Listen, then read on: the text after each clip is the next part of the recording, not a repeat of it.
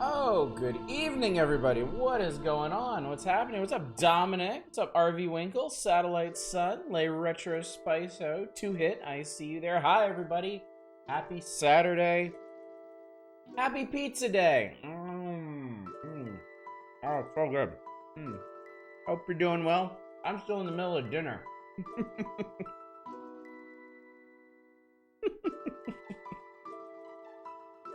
This isn't NES music. Get with the times, Grandpa. We're in the SNES era. Hey, community night complete. Give yourselves a hand, chat. You did it. Congratulations. I always knew you had it in you. I believed in you. Never doubted you for a second. So now we just need a volunteer to run it for June. As you all know, May's community night is coming up next Friday. May 13th, we're gonna be playing Astalon Tears of the Earth. Time for the fast pace of F-Zero. Yeah. Talking about fast pace. I see you're all already getting into the request spirit. That's good. It's a perfect way to start a new volume after all. We are in volume 29, October 1991. I know they're getting going with the Super NES goods, let me tell you. I mean, I don't have to tell you. You can see it right here. F-Zero, Super Ghouls and Ghosts, Howl's Hole-in-One Golf. We actually played that. We played the Japanese version of that. When we had that big poster of prospective Super Nintendo games for its launch. Literally watching Skin of Evil before the stream start. Ah, yes, Tasha. Yes, indeed.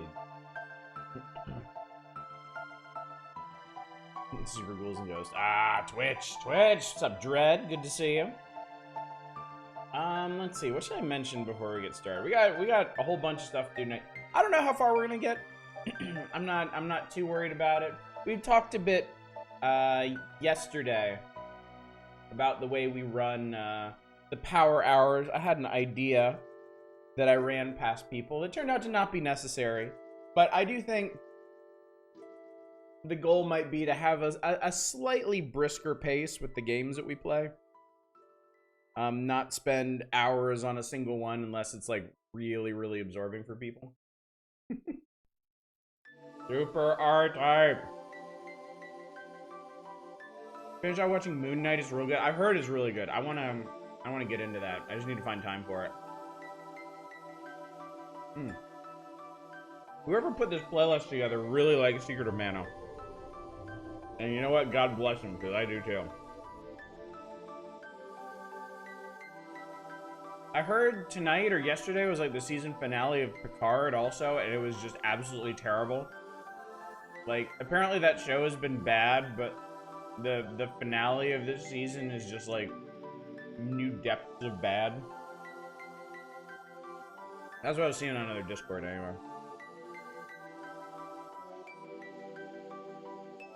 Oh. Rosé. Really good stuff. I've been watching the Red Letter Meteor reviews of it. That's been great.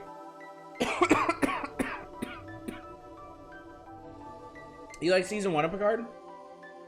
I don't actually know a whole lot about it.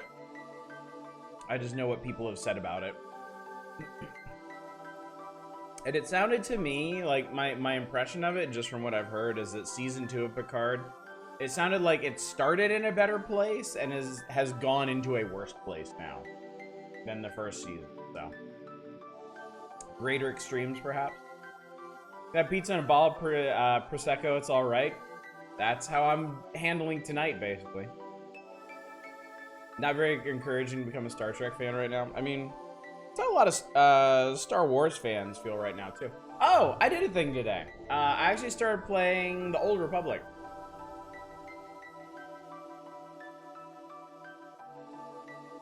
Like I said I was going to a while ago, I decided to finally give it a try.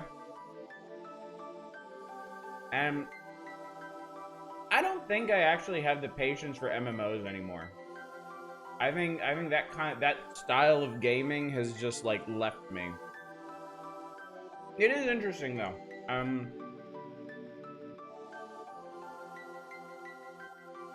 I'm playing a Sith because Jedi suck. And like the main Sith storyline is pretty good. It's a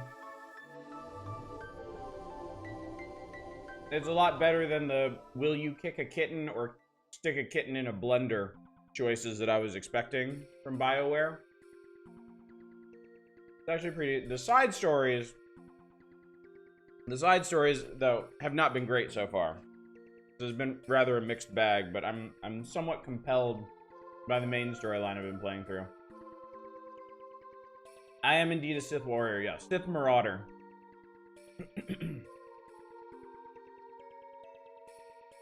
Strange New Worlds might be good. I think I saw someone say they watched it and it was really good. Like, I don't know how big of a Trek fan they were, but they said it's kind of like the Trek show that they've been waiting for. Watching Tino play that has been so painful. I mean, he just hates it, right? He just straight up absolutely hates it. I mean, okay, let's be clear here.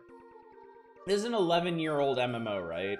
Like, I don't think that's got a whole lot going for it in terms of streaming to begin with. I'm sure, once again, I am sure there are channels out there that have done great streaming the Old Republic, because that's what they do, that's what they love, that's what their community loves and stuff.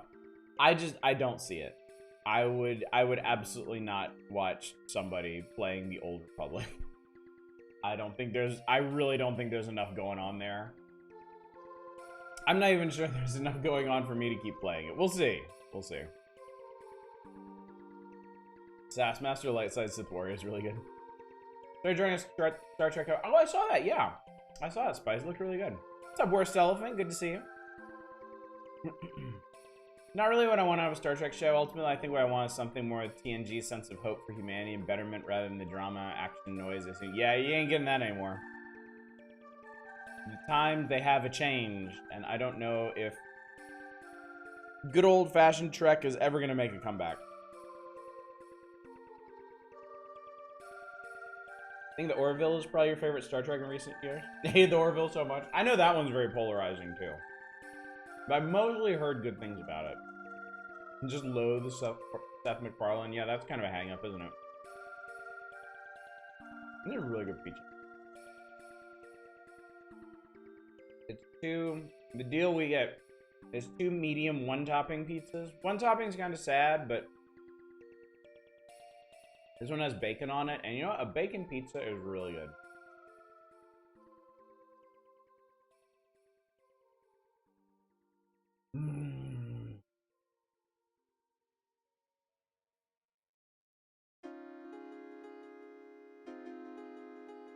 Orville does Star Trek better than any Trek series has done. It's not the best, but it's better than anything carrying the licensed Star Trek banner right now.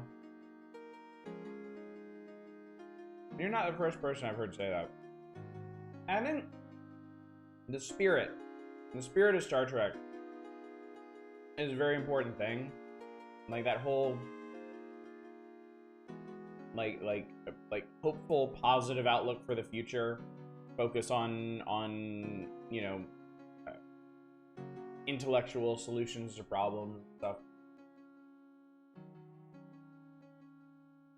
I definitely think that's something you're not really getting from the modern Star Trek shows, or really much TV anywhere. Garlic and anchovy? I do not like anchovies. I know that. I am not an anchovy person. Let me put this somewhere I'm not gonna, like, destroy it.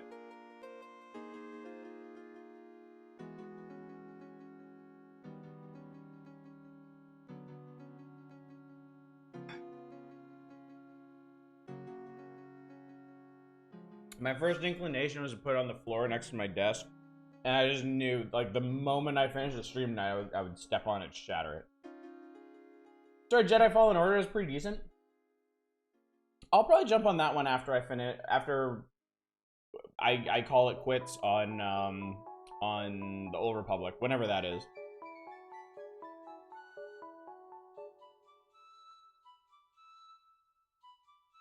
Intellectual solutions to Tasha's actress asking for respect. Let's go.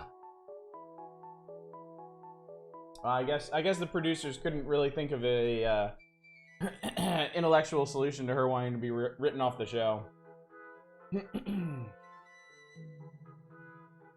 Cringy with McFarlane's humor, the writers at least seem to understand the hard aspect of it. That's good. That's good. It's good that some show somewhere does, at least. Because that seems like a kind of a rare thing to find these days. Oh. One time I went to this place that had upside down pizza. It was just this deep dish pizza that had dough drops on top, too. Anchovy and pineapple and spicy sauce. Nice. One of the best pizzas I ever have. I will join you for pineapple. I love pineapple on pizza. Knights of the Old Republic actually an MMO. I thought it was just a regular RPG. Knights of the Old Republic is a regular RPG. Knights of the Old Republic 2 is a regular RPG. The Old Republic is an MMO. There were BioWare made 2 Star Wars RPGs in their house style. Called Knights of the Old Republic 1 and 2, and then went on to make an MMO that's just called The Old Republic. So happy we have a place nearby that does Hawaiian Rite with cinnamon and almonds on. I don't think I've ever had one like that, and I would really, really like to. That sounds super good. Such an awkward naming choice. I'm used to thinking of The Old Republic as... I know. I'm so tired. This is only tangentially related. It's same ballpark, same concept, really. But producers out there, PR people, stop naming your sequel to things the same thing. Okay? We don't need 2 games named Doom. Okay? We didn't need 2 games just named XCOM. Well, I guess XCOM was UFO Defense and Enemy Unknown. But you know what? Fuck it. It counts, right? Because the one that came after was 2, so fuck you. We don't need 2 games just called God of War. It drives me insane. It sucks. It's so stupid. Because literally the only thing you're doing, literally the only thing that you're accomplishing is just making it harder for people to talk about your game. Because then they have to clarify which one they mean. I don't know what you think you're accomplishing other than annoying people, but you're not doing it. So, you can stop now.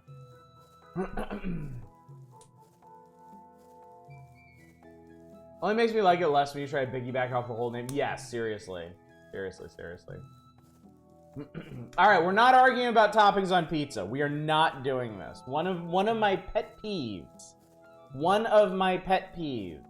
online and offline, is people being elitists about ingredients and condiments and whatever else. Just stop. Just stop. There will be no peace as long as y'all push these issues. Don't make me unleash dark powers upon you. That's how we end up with Batman and the Batman. It just messes up filing systems. Yeah. Yeah, no pizza rules. Do whatever. Oh, Manic, thanks for sharing. God Christ, let's talk about the magazine, shall we? Anyway, October 1991. I learned something, actually. I probably knew this at one point and forgot, and then came back to it. But Nintendo Power has had several format changes over the years, and they pretty much always did them from January. They would start the new year with a new magazine format, and that's actually what we're coming up upon. I was talking to a friend, and I think I mentioned to y'all before, there's going to come a point where Nintendo Power splits its features in 3. It has a Nintendo feature, or an NES feature, a Game Boy feature, and a Super Nintendo feature, and they're color-coded. Red, purple, and green. That's starting this January of 92. So we've got October, November, December before that hits, and that's when the Super Nintendo coverage really takes off. Like, it just launches into space, and we're gonna have a lot of really good stuff to work with. So, wine's pretty good. It's very crisp wine. I love crisp wine. Still have that color association for those platforms? Me too. Me too.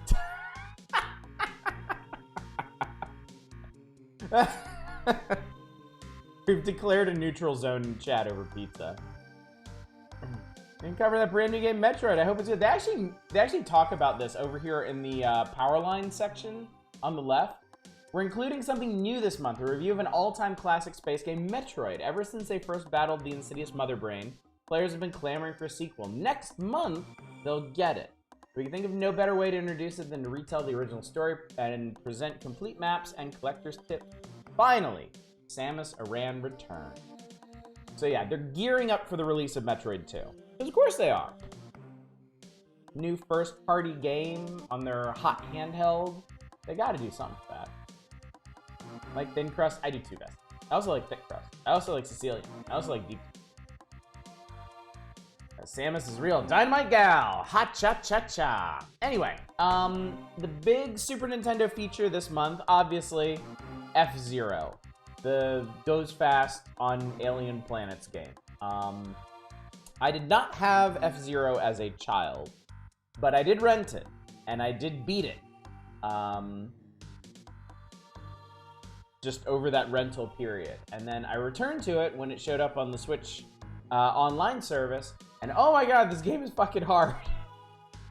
I couldn't beat any of the circuits, so we'll see how that goes. Hot handheld concerns me. Is it overheating? What's wrong with the battery? Actually, you just made me think. The old Game Boy never really got hot, did it? The old Game Boy never really had temperature concern. I guess that's more of a modern thing with the advancements in microprocessors. I guess there was nothing in the Game Boy that would really generate that much heat. What's up, Eva? Bought Rogue Legacy 2 today? Nice. How you like it so far? Enjoy all crust types? Yeah. Haven't had deep dish? Well, I haven't had Sicilian in ages, and I used to love... Sicilian used to be, like, my go-to. If a place had Sicilian, I would get it as a child. I loved it. I had the best Sicilian of my life in a train station in Washington, D.C., and I cannot remember for the life of me which one it was. But it was it was perfectly seasoned. It was just, everything about it was perfect. The cheese was flavorful, the dough was fluffy. Most people are calling the Sicilian Detroit style these days. Most people are idiots too, so I don't care what they do. My 3DS was able to melt steel beams, I'm sure. Yeah, that's true. The old Game Boy did not have that much electronics in it. They have a breakdown. We might have already passed it, but they do have a breakdown in one of these issues where it's basically just a board in there. It's just one board. So it has space for the cartridge and the batteries in the back and the buttons and the screen in the front. Better Rogue Legacy so far? Can't really ask for much more than that.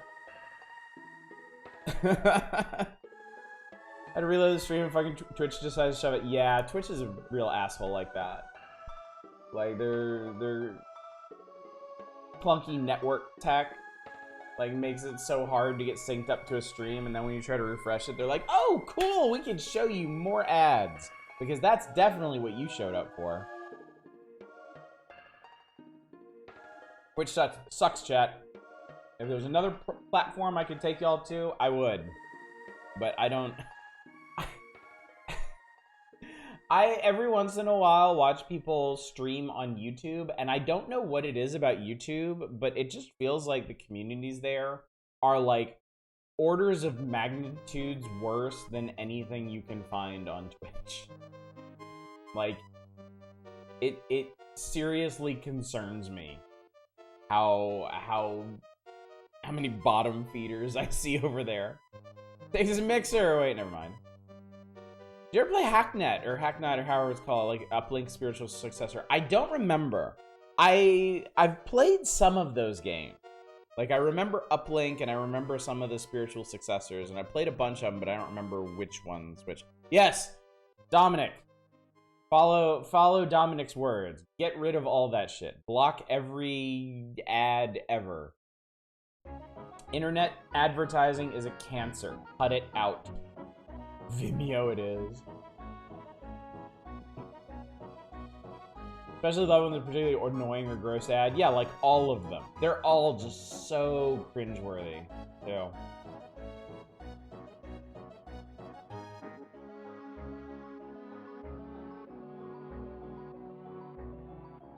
Last I see, they had it where if you blocked ads, you'll only be able to watch 480p. I mean, you're not missing out on anything here, really. And everything's either going to be 8-bit or 16-bit tonight, so you're not really missing out much on detail. Get ads for companies that don't exist in my country. Yeah, this is true. Some are definitely worse than others. Yeah, that is absolutely true. Anyway, chat, I started talking about the games tonight, and I only got as far as F-Zero before I got distracted by things. Star Trek! There's a Star Trek game on the NES. They were so excited about this, they put the fucking Enterprise on the front cover. We're gonna beam up to adventure, chat. Hope you're excited, because I am. We also got Roger Clemens MVP baseball for the sports ball fans in the audience. We got some Metroid. We got Shatterhand. Shatterhand is another one of those games like Kickmaster that I've always been really curious about. It's like Kickmaster, but with punching. All right? Woo, make it so! You get ads for things I would never buy, like cars. I love to watch a guy eat tape. Oh god, I've seen that one. It's so horrible. It's so bad. Occasionally I go to gaming sites where I have downtime at work and my work laptop doesn't have ad block installed. Good god, yeah. The ad landscape, like, they know people have ad block installed. So they're just out there preying on all the poor saps who don't have it. And like, most websites now are just completely fucking unreadable. What a way to preface that, Manic. I bet it sucks. Beam up to a disappointing time. It'll be interesting, one way or the other. Super NES showcase this month is Super Ghouls and Ghosts, Howl's Hole-in-One Golf, and Super R-Type. I know we have fans of all of those. They're the usual features: Nestor's Adventure, Classified Information, Counselor's Corner. I will remind y'all, just throwing this out there, if you see something in Classified Information or Counselor's Corner, whether we played it before or not, if you really like to see it again, go ahead and request it. Same with the top 30. If there's something in the top 30 you'd really like to see again, like, feel free to request it. I got no problem with that. I may not play it for more than like 5 or 10 minutes if it's something that we're done with, if it's something we've already streamed or experienced, but I just want to throw that out there. Anytime you see a game anywhere in here, in any context, not just the feature, but yeah, the top 30, the NES Achievers, the tips, the questions, all of that, you're welcome to request it. That's fine. The only guideline here is Pack Watch, because Pack Watch is previews and rumors of stuff that's coming. If you're welcome to request stuff from there, but I'm not actually gonna play it until we get to it. And in fact, I have been sitting on a request for Star Trek since last month, because I think it showed up in a Pack Watch and somebody was like, "Yay! I saw Feria on your wallpaper. Can I request that?"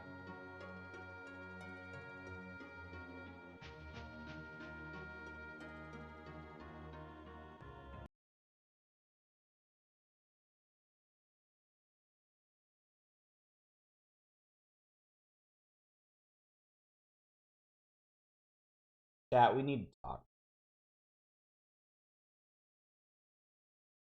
I have heard the call. I have heard the pleas, the prayers, the wailing, the gnashing of teeth for a full playthrough of Feria. And I've done some soul searching. I've put myself through the paces. I've asked myself the difficult question: is this something we can do? Is this something we should do? Is this something that like God and man and nature itself can actually support? And to that end, I have delved into places I otherwise would not have. The dark arts of the streaming world. And chat, I have something to share with you. I believe I found a solution to our Feria issue. Now, I need to make something clear. before we get into this, before I lay this out for you. This is the only time that I'm ever going to talk about this. This is a very different thing from all of our other requests and votes and everything. This is an arcane ritual that I will never revisit. All right? So you who are here and present right now are burdened with this dark knowledge that I am about to impart to you.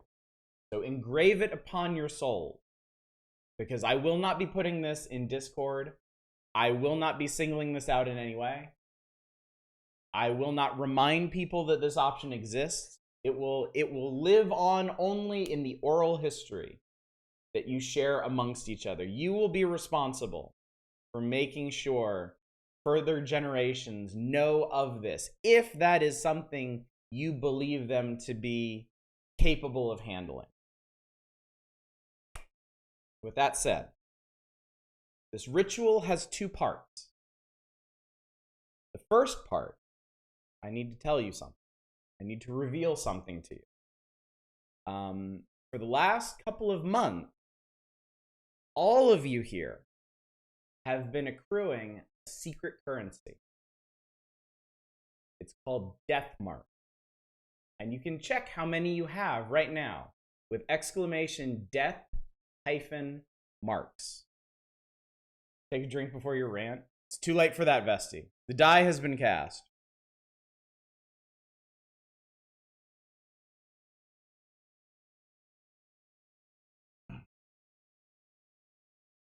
Now, once again, I will not reveal how it is that you accrue this currency. I will tell you nothing about this. I will only say if you manage to divine how it is you're accruing these, do not abuse these mechanics. You will be punished severely. All right? The lack of music has made this quite foreboding. Do you understand the gravity of what it is we're discussing? The possibility of a Feria full playthrough and the means by which I am making this possible? Now, as I said, this ritual has two parts. The first, I have introduced a new command. It is !invoke doom. Because that is literally what you will be doing by using this option. Feel free to try it. Do it as a community knife if we really wanted to. Not Feria. Not Feria. Yes, one word, no hyphens, no spaces. Please, by all means, attempt to invoke doom.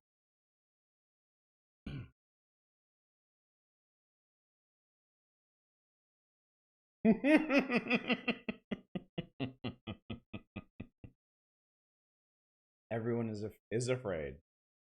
So, for you to request one of these blighted, benighted games, you need 500 death mark.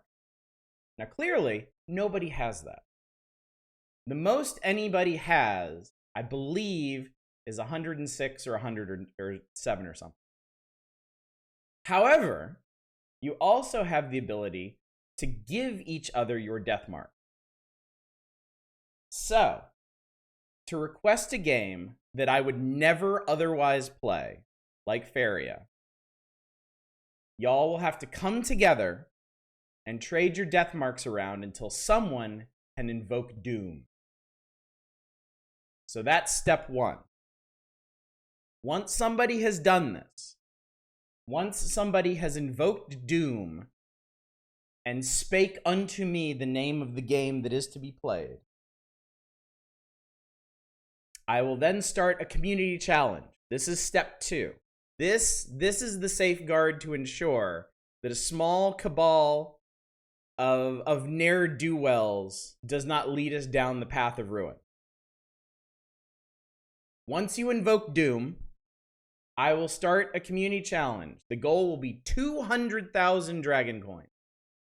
200,000 coins must be sacrificed amongst you all if this is to happen. Only then only then will I allow you to play, will I allow the full playthrough of something like Feria.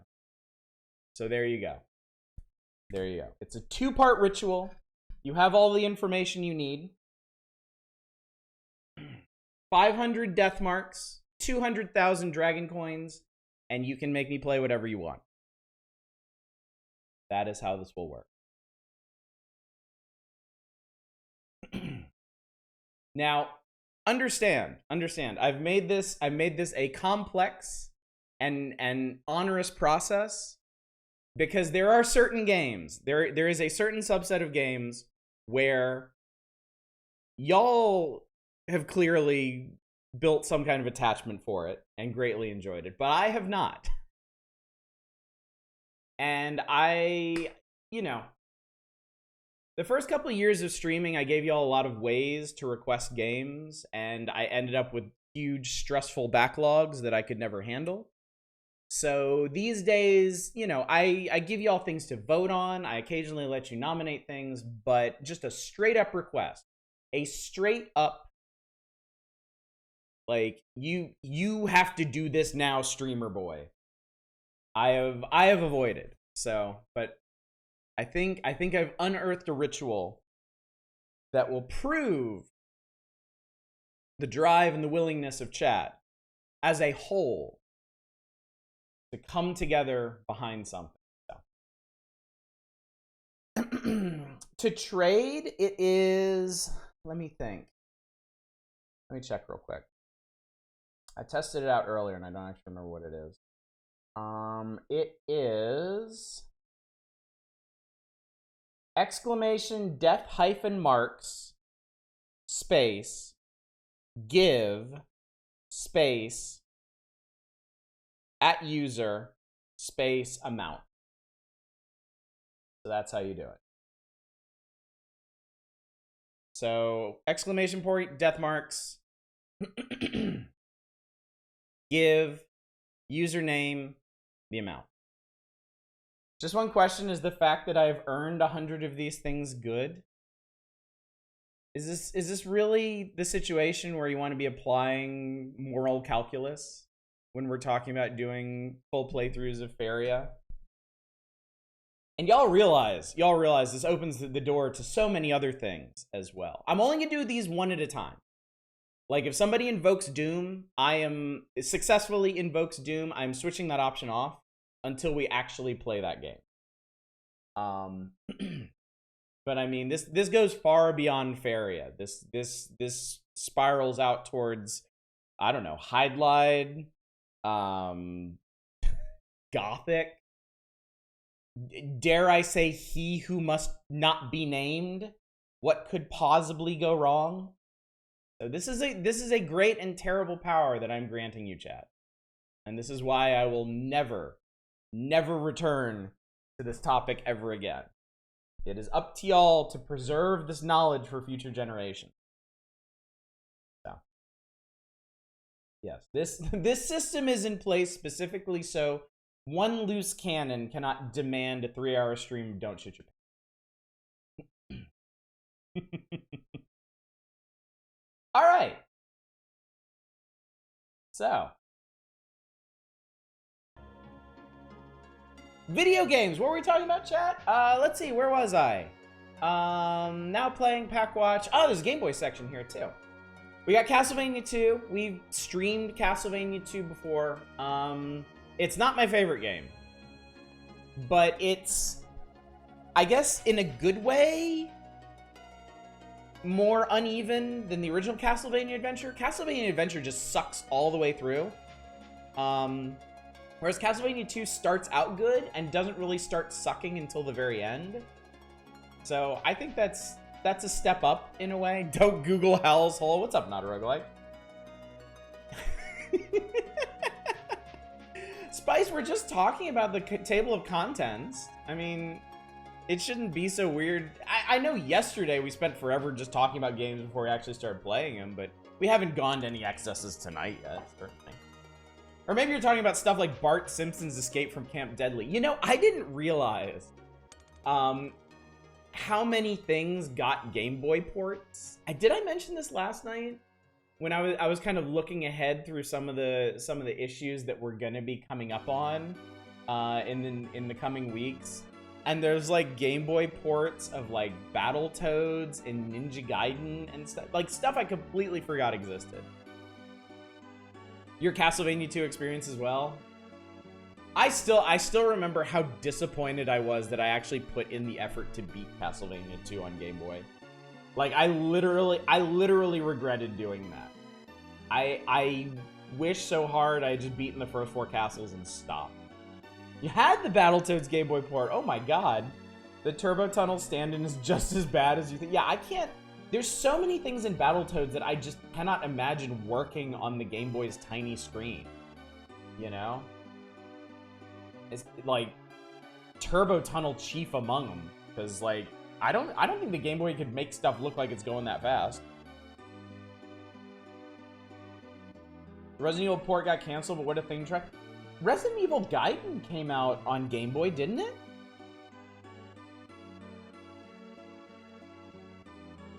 What isn't there? I might check.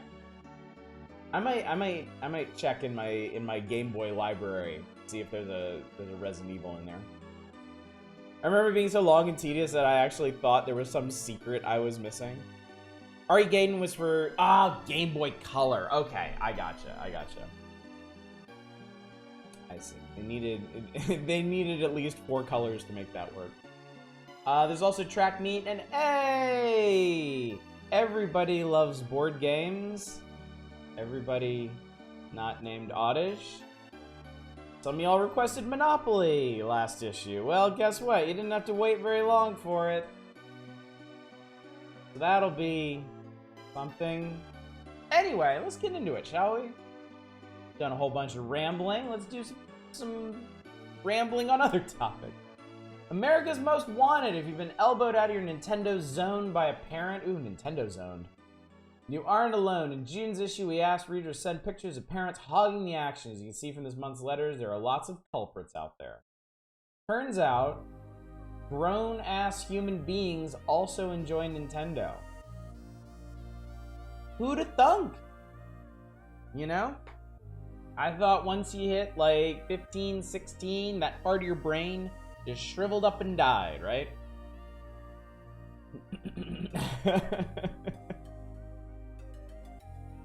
Yep, Manic definitely has you covered on these topics. Like adults still like fun or something, right? Q's claims she's innocent. Caught my mom in the act one day at school. Good thing this isn't a letter to Penthouse. Mom takes over Tetris. I received a Game Boy for my 14th birthday. APB missing mom. Nintendo mom gone crazy. Dad becomes video monster. I wouldn't know anything about that.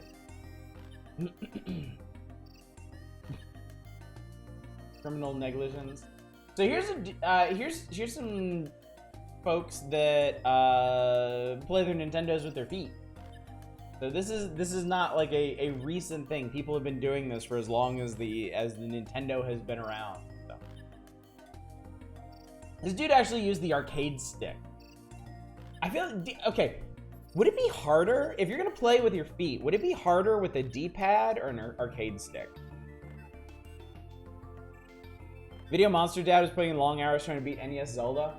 My dad became addicted playing at night on weekdays. He just couldn't stop. Some weeknights he'd stay up until 4 or 5 o'clock in the morning trying to defeat Ganon. He'd sleep for 2 hours and get up and go to work at 7 o'clock. 4 months later, Dad finally beat Ganon. It took him 4 months of staying up until the very asshole of the morning to beat Zelda. Think D-pad? Yeah, because I feel like... I don't know. I feel like I don't quite have the sensitivity in my toes to really tell what part of the D-pad I'm pressing on. I mean, I've never tried, but... You could possibly aim the toes accurately at D-pad, yeah.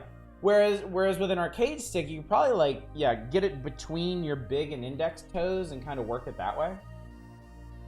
Holy shit, took 4 months? Little scrub. Yeah, that's the other thing. The A and B buttons on the Advantage were huge too. They were like the size of pepperonis. So yeah, I'm sure that helped quite a bit. I'm muted for 30 seconds and what the fuck happened? We're talking about playing video games with your feet. See these accomplished Nintendo knots here? Gaming out with the piggies out.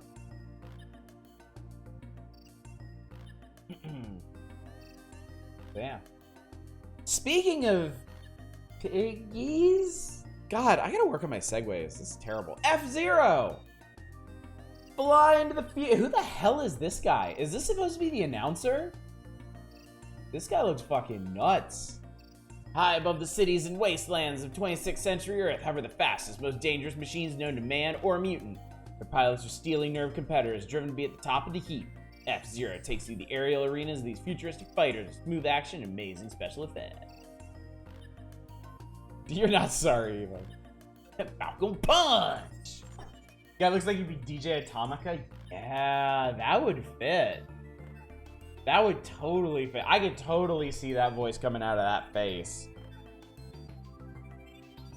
There's a Pigman and F-Zero, I think. Like, the N64 F-Zero had like 1 billion racers in it, didn't it?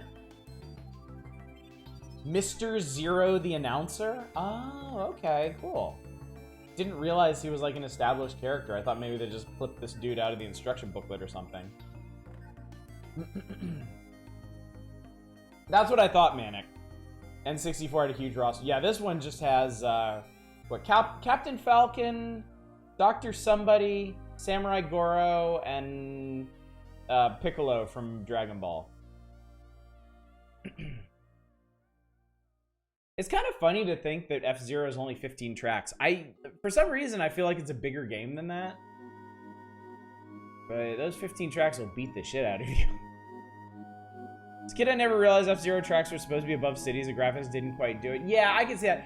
The thing about Mode 7 graphics is it's, you know, incredible technological feat for the time, but incredibly flat.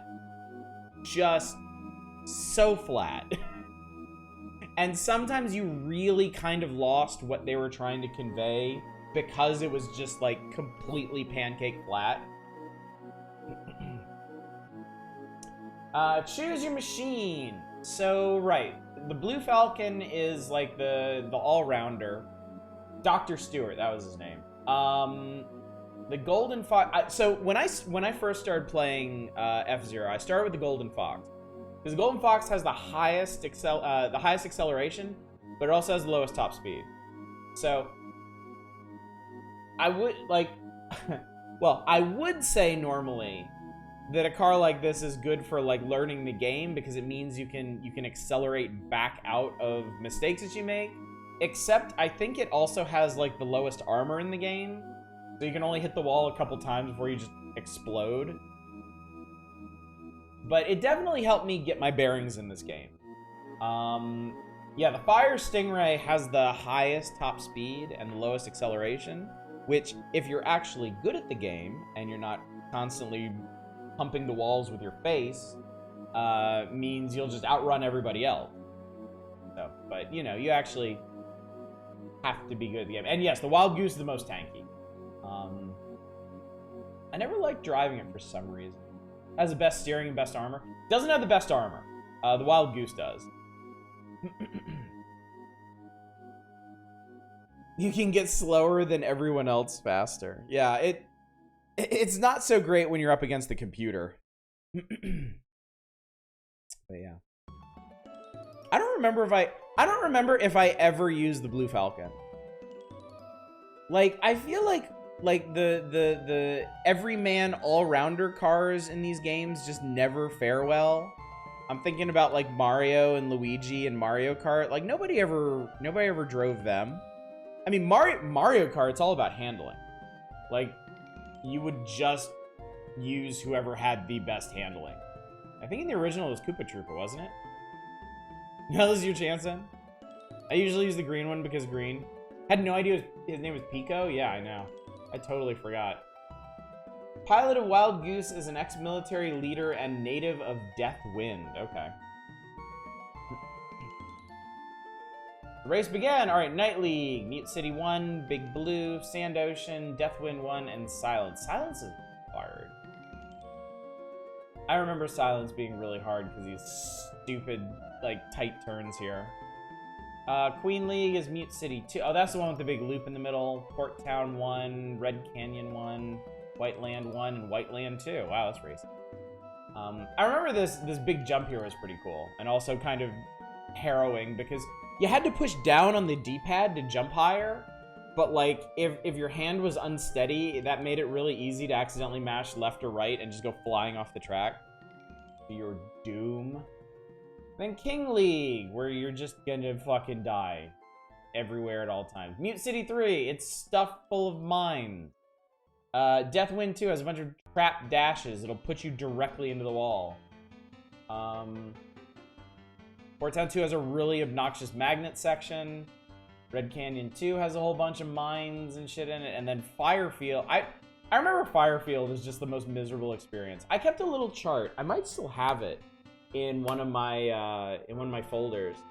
I kept a little chart when I rented this game of how I did on each of the races. And by the end of the rental period, I had gold medals. I had finished first in every single race except Firefield. Firefield, the absolute best I could do was bronze. I just feel like the Queen League tracks were harder than the King League tracks, but the King League were more interesting. I could see that. I could see that because I think the King League, I feel like the King League tracks try to be difficult through traps and trickery. But if you know what's going on, it's not that bad. Whereas Queen League is more just like technical racing. Like lots of really tight turns and ice and big jumps and stuff. So. Firefield just had a note written in blood, no gold, and that's when Osh became the superhero. Gold plates. So that's my superhero origin. Imagine that. Alright, let's play some F-Zero, shall we? What's up, What's up, Mizroid? Perfect timing. Perfect timing. What makes Fairy a meme? I got kind of mediocre reviews. It doesn't look like other people hated it. Some people are really into Faria for whatever reason. I don't quite get it. Supposedly, it's a decent enough RPG, but man, just getting going in it is painful. All right, perfect. Perfect stopping point.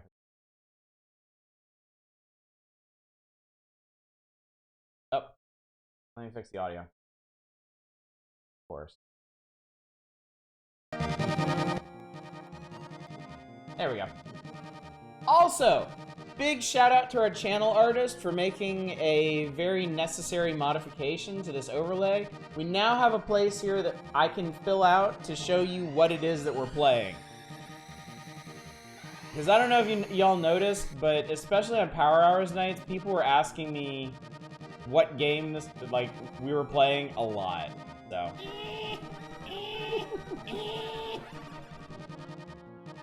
All right. Hey, what car should I use? I am totally up to having my car picked for me. Because I'm really bad with this at this game. We're gonna lose no matter what. So. What style do we want to lose in? Dread says green. I always love the red one. Red is the best. Yes, we've belabored that point thoroughly. The pink one is absolutely the best. At crap top speed one. Reading the story seemed interesting. I wish it'd gone another direction. I guess it's a bit much to expect for a game released in '89. Yeah. Let's do the green one because I can't I don't actually remember how this thing handles or races or anything. Night League, class. Baby idiot mode. I don't even remember the buttons in this game. Whee!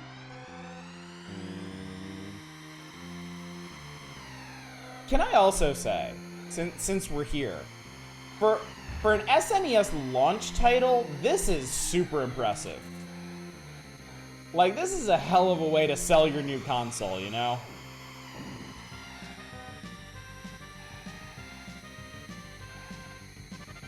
Like, this game plays so well. It's really something.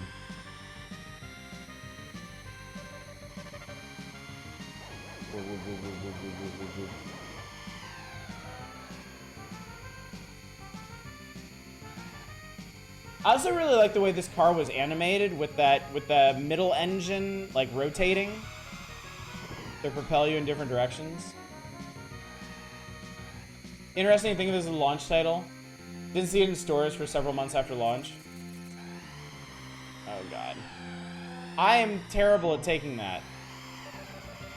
I guess that's where we can use our speed booster. Terrible at taking that turn. I hate those exploding cars so much. Hold down the D-pad while landing from a jump. That's what I've been doing.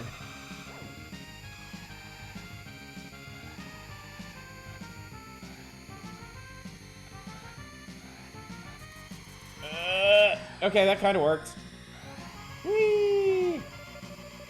But yeah, the sprite work in this game is great.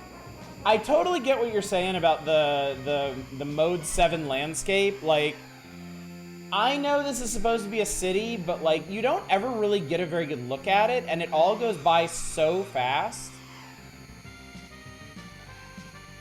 Yeah, higher jump and softer landing. And it's actually necessary off of some jumps, like when we get to Queen's Circuit. Some of the jumps just don't work if you're not holding down. The bitrate getting crushed. Does OBS not like F-Zero? Okay. Ah, well. Learn that the hard way? Alright. Well, we won't do too much of this then. It's a real shame. This is such a fun game. OBS is a Gran Turismo fan. OBS is big mad. Kid, I thought there were circuits and the races were inside a computer or something. I mean, even with the static shot right here, looking at the city, it's really hard to tell that's a city. Because it's flat. They couldn't do so much with perspective. Like, they tried to do it with the trailing shadows here, but it just doesn't work. This works a lot better, where the track is just over the ocean. That's weird. The whole button was I pressing there?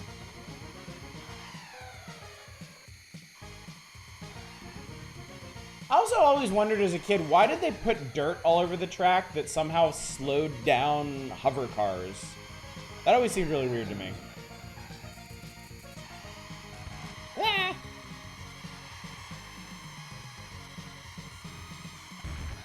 Oh god. Haha, I did it. Hang in there, buddy. You got this. It's hover dirt, magnetic dirt. The soundtrack to F-Zero is legendary. It's so good. Like I said, I never had this game as a kid. I rented it maybe once, I think. But oh my god, the songs stuck with me my entire life. They are so good. Magnetic ice, hover ice.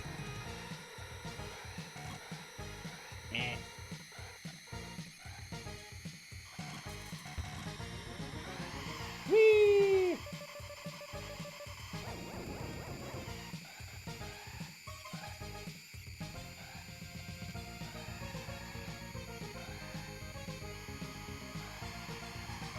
They have flavor ice, so it could be.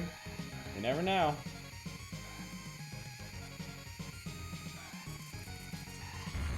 Oh my god. Oh no, why did I do that? Ah! Good thing I took the armored one, Jesus. I think I just fucked up that gold guy pretty hard. What's up, Emerald? How you doing tonight? Playing us a little F-Zero. At least as long as OBS can hold up. Oh god, get away from me. Oh, it is just track. I told you, I suck at this game. I'm terrible.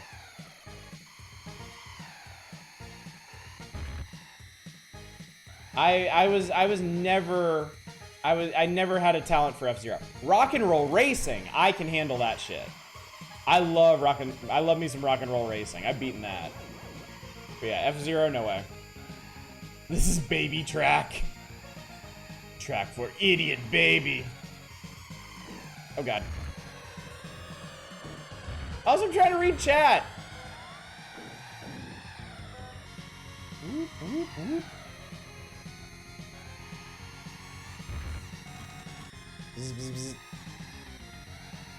Alright, I got this. I got this. I got this. We're gonna come out of here and then boom! There we go. No problem. Should I want to see you play Wipeout now? I've never played Wipeout. Wipeout looks really cool, but I've never had the chance to play it. By the way, F-Zero cheats, you cannot destroy the other cars. Yeah, I don't think I've ever seen that I don't think I've ever seen that happen. Got bored and decided to read up on the history of my mom's side of the family. I bored him the whole ass website a cousin made dedicated. That's cool. Play the shit out of the Wipeout XL soundtrack. Oh lord.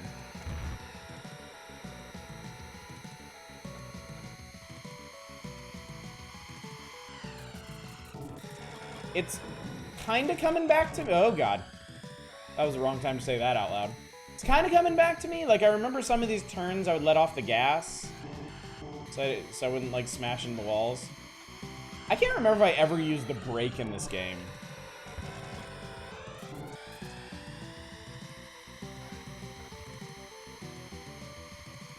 I think that was the other reason I used the Golden Fox for so long, is because when the AI is controlling it, it's it's always in first. Oh my god, you little piece of shit. Whose crappy car is that anyway?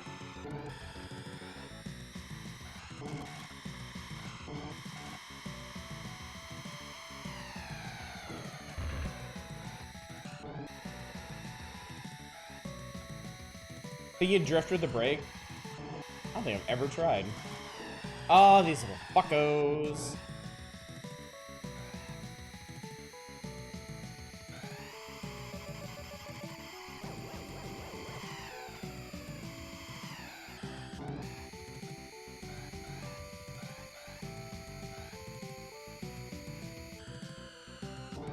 Out of curiosity, how's the bitrate on this track? Because there's a lot less going on in the background.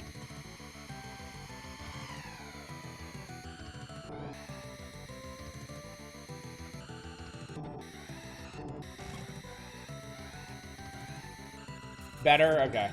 So I guess it kind of depends on what the landscape is like. Your pixels are matching the game. Awesome. I always wanted to be in a video game, and I guess now I am. Oh, Jesus. Oh, Jesus.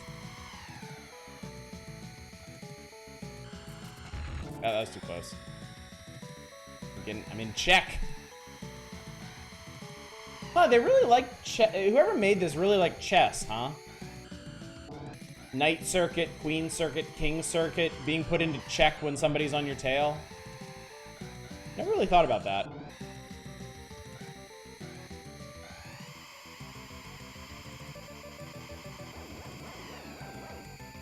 I still have nightmares about low bitrate Oddish.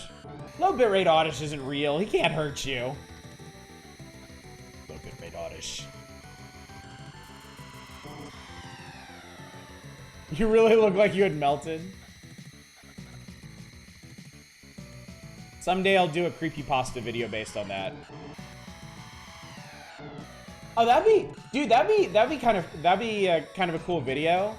If like I wanted to do like a pre-recorded video of this, and like the bitrate was all fucked up and my face was fucked up through the whole thing. And then at the very end, when it's like rolling credits or something, the bitrate finally catches up and like my face clears up, but my face is actually melted. That'd be a pretty cool video, I think. I think low bitrate Oddish is horrific. Wait till you see high bitrate Oddish. So what do you think Deathwind is supposed to be? Because the background is just like scrolling green waves. And I don't really know what the intent was there.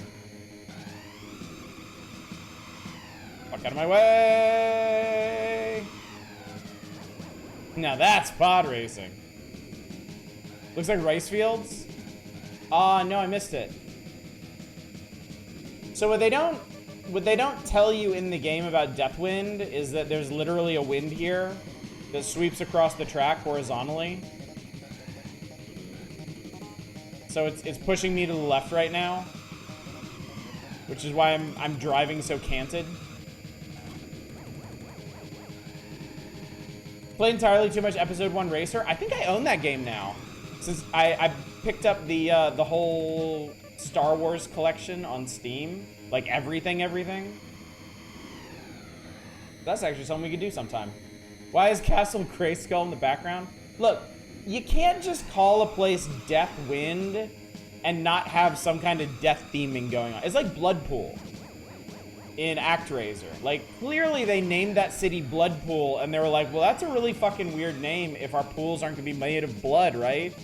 And that's when the monsters moved in, and the lake turned into blood, and they're like, well, that's taken care of.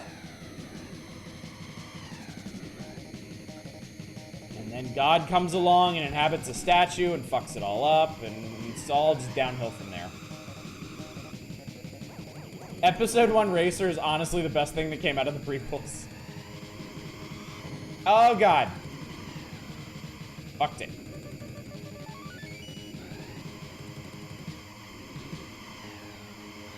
Oh, Lord. Oh, my... No! I was doing so good. All right, I've recovered. Flawless victory. Oh, no. It's fine. Everything's fine. We'll just super boost through here. Great. Everything's great. Use all your boosts.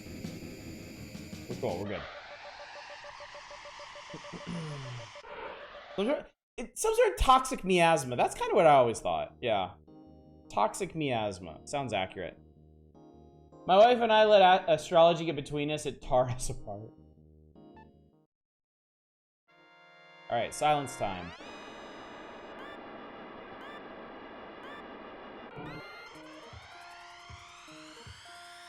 I thought this track was named Silence, but this isn't Silence. False advertising. I did it! I did it! I did the shortcut and I didn't explode.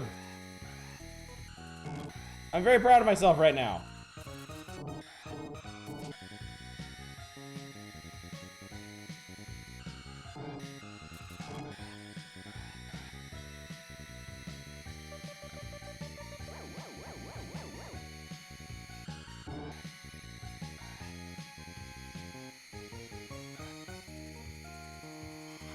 I did it again and I didn't explode, but I missed the jump.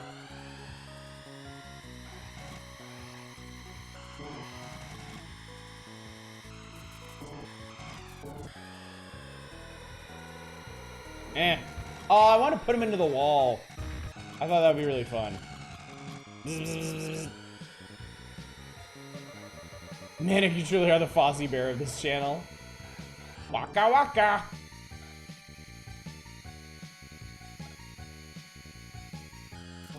There we go. Nice. Had you opened 2 tabs? Was dead-ass questioning why I heard you twice. Oddish now haunts your browsers. Don't bother clearing your cookies. He's hungry. That'd be a terrible fucking tagline. Jesus Christ. Forget I said anything. Oh, man. If I miss that jump, it fucks everything up. Hey! Captain Dickhead. Oh, no. Oh, no. All right. I'm doing it. Risky business, but this needs must. All right.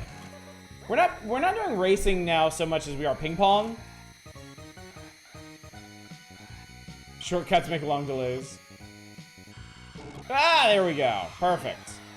Except they're still right on my ass. I'm in check, chat. Oh.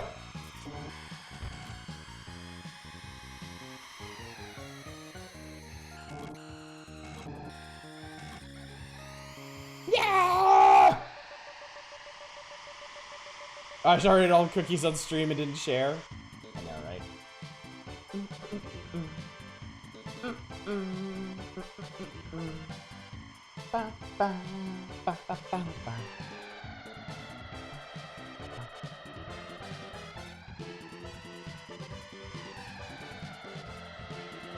I was always really impressed with this, where the camera's at a fixed angle and you can see your car from all the different angles.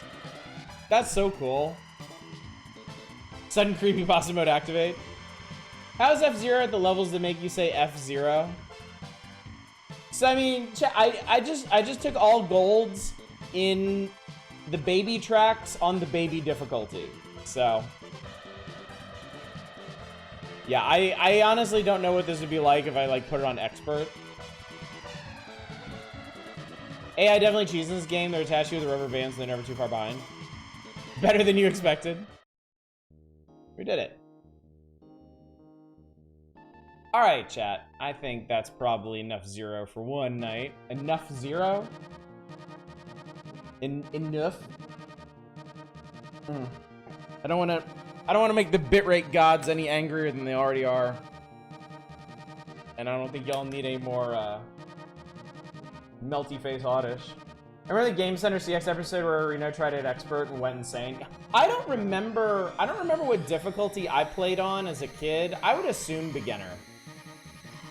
So I guess I managed to gold all the tracks on beginner except Firefield. You're an F hero. Aw, Toast. Thank you so much. I appreciate that. Alright, anyway, we did a video game. Aren't you proud of us? Isn't that cool?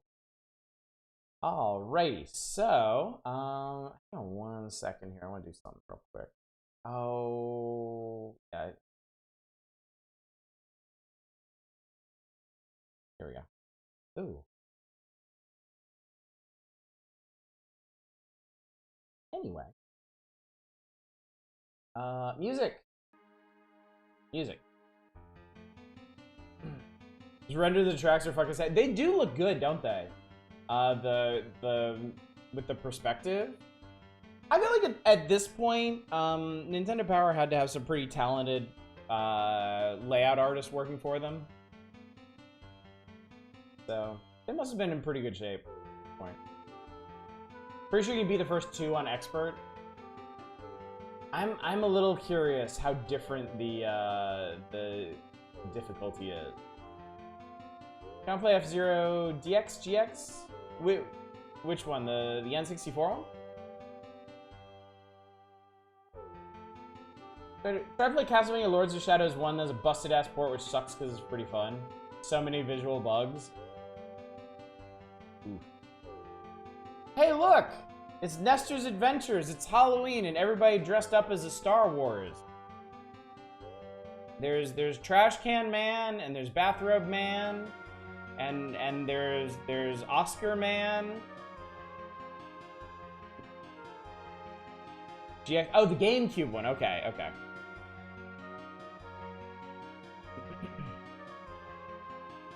I think this is actually.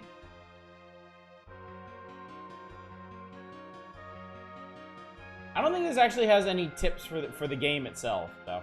There's Bubby Fott. Bobbert Fettman. Yeah, they're all Star Wars costumes. Hey, Nintendo Power, instead of telling us about your loser counselors, we need a feature where you introduce your graphical designers. Kids love that. Hell yes, they do. Gives them something to aspire to. Alright, classified information. Vice Project Doom, stage select. You don't need stage select. That game isn't that hard. I could beat it. Over Horizon, character change. Oh, this is neat. I remember seeing this. So there's a code in Over Horizon. Remember, this was that side-scrolling shmup we played.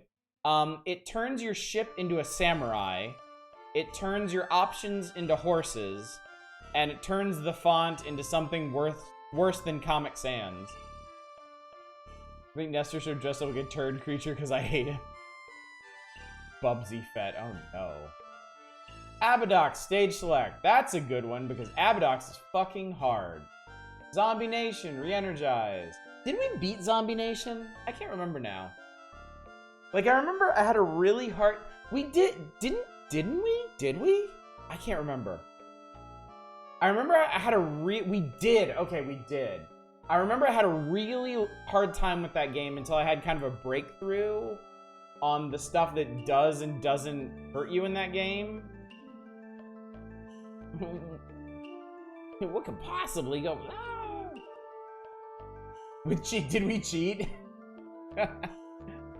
While agents continue to dig up classified tips and codes for games that are available for the NES, they found that Mario's Super NES adventure is loaded with special strategy. There's Top Secret Zone, Quick Save. Ah, this is the thing. This is where I learned about the cape maneuver. So these bonus games where you hit the 3 blocks, and if you hit them in the right order, you get 1-ups. According to Nintendo Power, if you spin hit them with the cape from the side, you'll have a 100% success rate. I don't think that's actually true. Because I've done this a lot, and I feel like it doesn't actually always work. So I feel like there's another factor. Like, it definitely does something. But it's not foolproof. And I feel like there might be another factor they missed out on. Nestor had DreamWorks face long before it existed. 1-Up Bonanza. Oh yeah, this is just Vanilla Secret 2, where you can get like 1 billion silver coins. And why take Yoshi through different levels when you just abandon him at the gold tape for extra stars? Fuck Yoshi, really. Oh boy. Look who it is. It's Captain Quirk and Mr. Spork. Those dapper gentlemen out there sailing the reaches of the starry seas. Well, Bonanza in Super Mario World. Now you can stop getting game overs and it's very difficult. You joke, but at the time, I mean, Super Mario World was a pretty challenging game. I definitely got game overs in it when I was a kid. The Final Frontier. That's what the NES is, all right. For a quarter of a century, the starship USS Enterprise, or TM, and her crew have been carrying out their mission to explore strange new worlds, to seek out new light. You know all this shit. You're all nerds. And now, in the year of Star Trek's 25th anniversary, the Enterprise warps into the world of the NES. Star Trek from Ultra Games finds the original crew in uncharted space, with little power and no dilithium crystals. Dilithium crystals, of course, are what powers Federation starship warp cores and allows them to go to warp speed. Is this a port from PC or some other microcomputer? As far as I know, no. I don't think this was on computer. I think this was made specifically for the NES. I think. Correct me if I'm wrong, because this is the only place I've seen it. Makes me kind of sad to know that Shatner and Nimoy are feuding at the end. Yeah. Pretty much everything I've learned about William Shatner over the years has made me sad. Sad that he's such a huge asshole. Captain James T. Kirk, it's up to you to lead your ship to safety by giving orders to the crew on the bridge, head and search parties on planetary surfaces, and looking for a way to bring power to the ship's engines. When you're on the bridge, the game takes on a role-playing atmosphere. Crew members give you details on the ship's position, so as you make decisions based on what they've discovered. The action heats up when you beat down to the surface of the unknown planet. In your search for dilithium crystals and clues, you'll encounter strange aliens, mysterious traps, many helpful items. While there are several planets that you can explore, this review only covers the 4 planets to which you must travel in order to complete the mission and return safely to Federation space. Interesting feature of this game.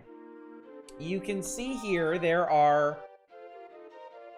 Oh, Jesus. Actually, according to this box here, you'll see a total of 26 planets.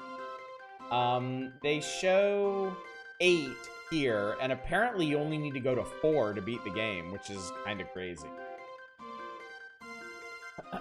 Captain's Log, Stardate 2831.3. While exploring strange gravitational disturbances in the Sigma Eotia system, our ship was caught in a huge dimensional gate. Unable to break free, we were pulled into the gate and have now been sent to uncharted regions of space. Mr. Scott has informed me the warp engines are down. We have no dilithium crystals, and we will lose impulse power in 2 hours. Only hope is to beam down on the planet that we now orbit and find a way to power the ship. The search party will consist of myself, First Officer Spock, Dr. McCoy. Whenever became a Cisco's actor, I think he's just chilling. I think he's just out there living his best life. If he does anything, it's on the stage. It's in theater. Alright, so the planet Masaba. Spock's readings indicate there are dilithium deposits and a structure on the planet's surface. The structure resembles the Aztec pyramids of ancient Earth, because I guess that's the set they were able to shoot on Paramount lot at the time. Producing considerable amounts of energy. Also, life forms in the immediate surrounding. Spock suggests you form a landing party and beam down to investigate the structure. So the beaming down sections actually sound like pretty involved top-down adventure sequences. There is a Star Trek NES game. Yes, indeed there is. The Star Trek Enterprise. Like there's a temple with different codes you have to memorize and stuff. You have to navigate through the swamp. Planet Lektheos has alien structures and puzzles with robots and stuff. Activate here, plot a course for Shroud 4. In the neutral zone, you have to cross Romulan space.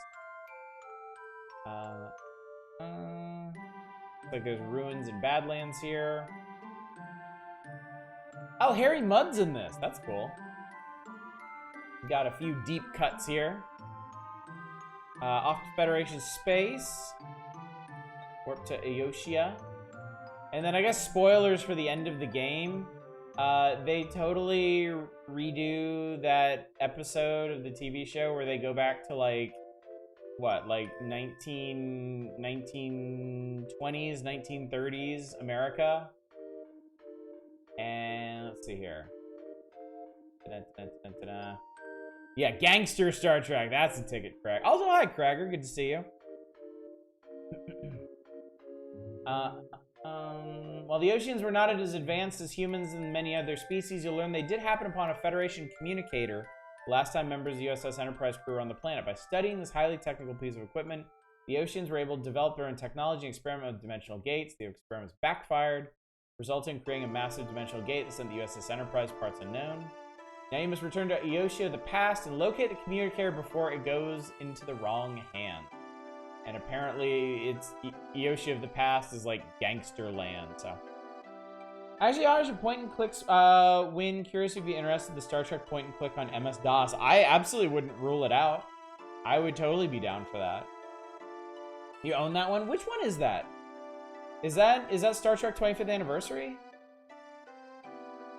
I remember I was subscribed to PC Gamer when Secret of Vulcan Fury was supposed to be coming out, and they did a huge feature on it. And that game looked really good. That game looked super, super solid for the time. And then it ended up getting canceled. So, womp, womp. Anyway, let's get to it, shall we? We've got stars to trek. You have to find Eotia's nuclear vessels. Federation HQ will see one or two in the crowd. Oh, the Kzinti. I remember the Kzinti are in the movies. Yeah, in the big Star Federation scenes. Yeah. Don't you go nowhere. If you do pick the CD version with voice act, oh, of course. Gotta have voice act. Star Trek. Star Trek.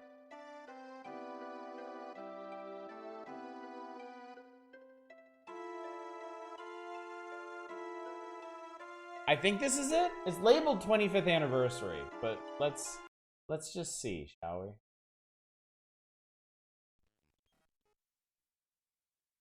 Yeah, that looks right. All right, hang on a sec. Let me change what we're playing. We're obviously playing the Star Treks. Yeah. Bloop.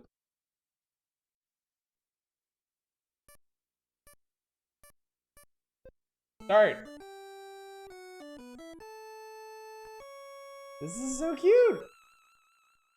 Captain's log, stardate 2831.3. While investigating the strange gravitational disturbances in the Cygnia Eotia system, The Enterprise was caught in a dimensional gate, unable to break free from its intense gravitational field. We were transported far away to the uncharted regions of space. Now we must find our way back home, wherever that may be. Scotty, damage report. Mains are shut down. We're running on back. I cannot do a Scottish accent. Don't even ask. Why can't we engage the warp engine? Strain on the engines fused all our dilithium crystals. I cannot return power until we replenish our supplies. This is where Voyager copied his platform. Oh, Spock. My god, what happened to you, man? Captain, based on our current rate of fuel consumption, our orbit will decay in 2 hours. Thank you, Mr. Spock. Doesn't anybody have any good news for me? Perhaps, Captain. Sensor scans indicate a deposit of dilithium crystals on the planet's surface. Have Dr. McCoy meet us in the transporter room. We've got to find those crystals before it's too late. They actually did the little C from McCoy. Jim, what are you doing with that spatula? Captain, our most recent sensor report revealed a large deposit of dilithium under a very unusual structure. This guy has a longer face, I remember. Structure? It appears to be manually constructed and similar to the Aztec pyramids of ancient Earth. Any speculation as to its origin? I'm getting the weirdest Beavis and Butthead vibes from this. Insufficient data at this moment. However, it is generating a lot of energy. How long is this elevator? Energized.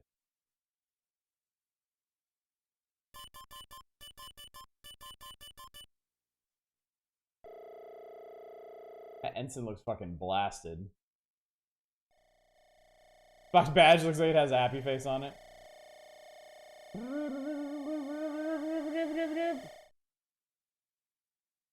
you energize with your eyes open, please?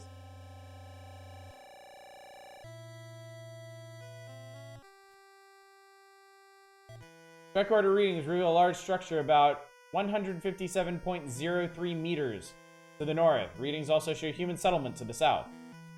Alright. It's video game time. I'm Captain Kirk, and I have a phaser, and I'm dead. Stop it! Stupid fuckface plant.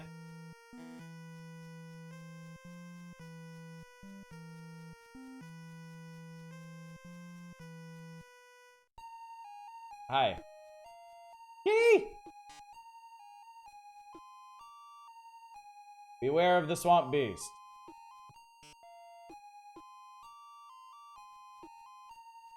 Kitty!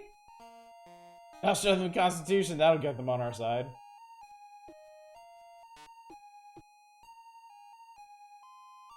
Deadly spirits guard the temple. Beware of the swamp beast. This is not helpful.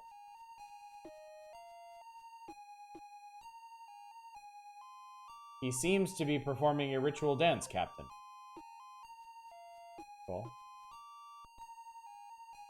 Cat.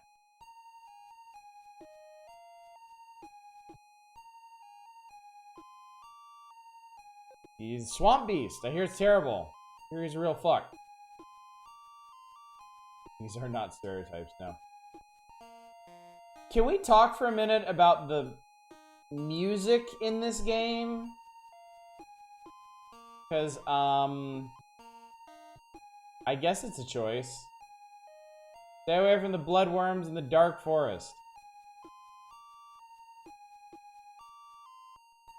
I thought it was just noises. It basically is, yeah. Welcome to the village of the cat people. How can we help you? What do you know about the large building to the north? It is the temple where the druid prays for good weather. However, the druid was killed by a beast from the swamp 3 suns ago, and the Eye of Kakos was lost with him. What is the Eye of Kakos? Sure, we can talk about it. It's bad. The eye will allow entrance to the temple. If you can recover the eye, you may make the pilgrimage to the temple. Okay, bye. It's accurate to how repetitive I remember the OG Star Trek music being, except that was more rare. The medicine man can prepare you for a safe passage through the fort. Well, where's he? You want to, like, provide some directions or something? That walk cycle is also a thing. So when you get near somebody, they start talking, and then you've got, like, a second or two to walk around before the dialogue sets in. Kind of a weird decision.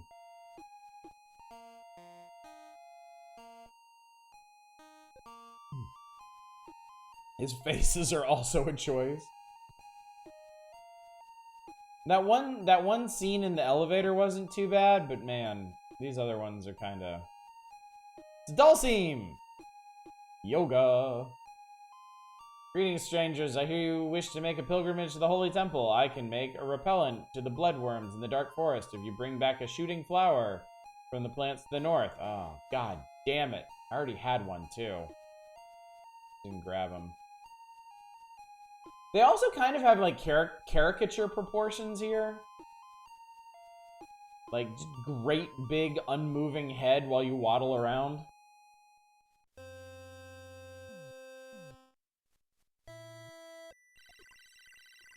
That's a giant fucking tricorder. This is a very interesting plant, Jim. Shall I take a sample of it? Yes. Hopefully I don't need 3 copies of it for my team. Yeah, they look like Mad Magazine interpretations of Star Trek characters. The hell did the show make Kirk do all the busy work, just bang a blue alien lady and crack a joke? I see you brought a shooting plant. Place it in the fire.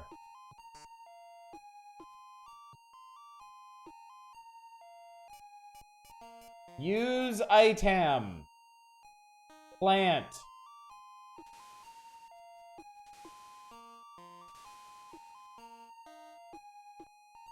Take the jar of repellent below the fire pit. As long as you keep it, no bloodworm will harm you. Cool.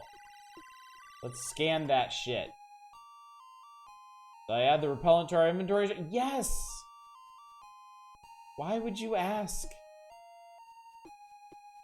Look at the PC Star Trek game. It has the same models with the big heads. Really? Damn it, Jim. I'm an NES character, not an extension of your inventory or something. Ew.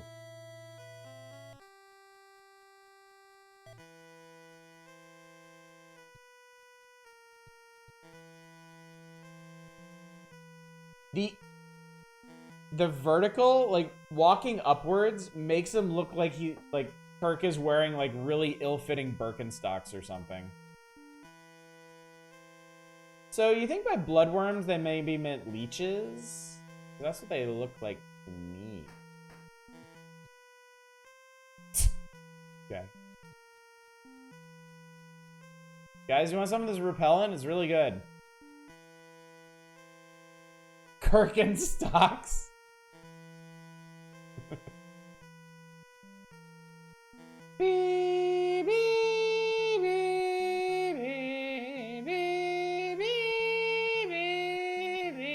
That's you. That's your music. That's what you decided people wanted to hear while attempting to play a Star Trek game on the Nintendo Entertainment System.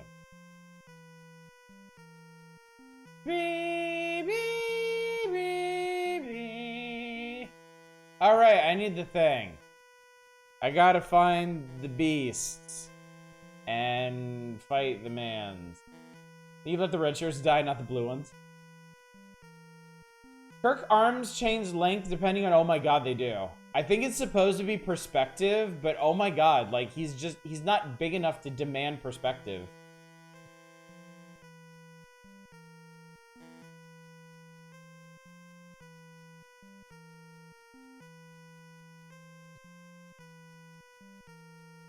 It's better at the fight music. Well, I gotta find something worth fighting for. I gotta find that beast that ate the dude, so I can get the eye or whatever.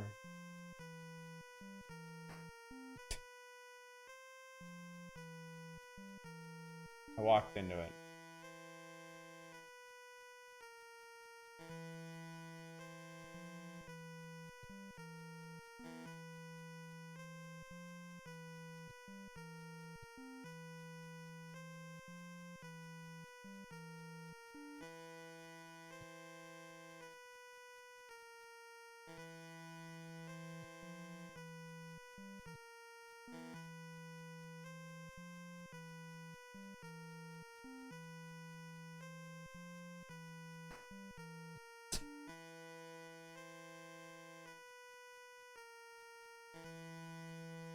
I like the leaves moving in the wind. That's a nice touch.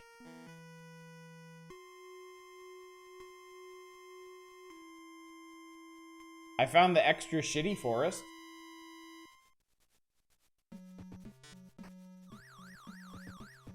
Am I dead? Will it be alright? The creature's merely stunned, Captain. It should be back on its feet in a couple of hours.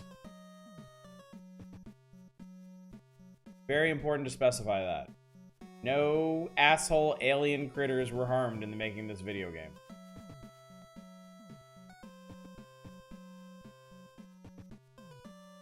It kind of bothers me that the phaser makes no noise except for a very subtle boom, boom. Was that the swamp beast? Apparently not, because it didn't have anything on it.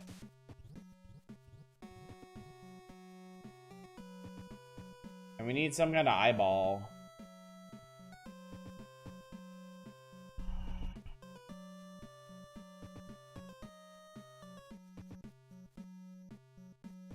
The music is genuinely kind of scary. Ooh, look, what's that?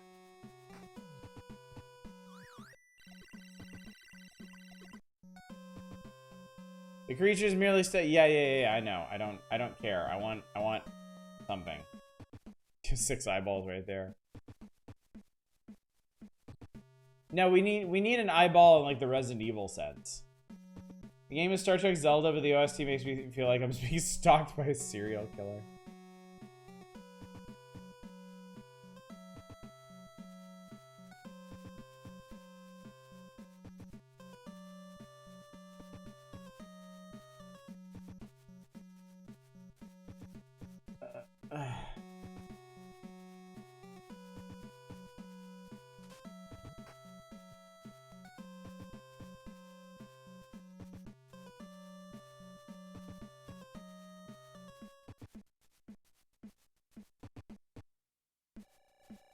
I guess we're beaming out.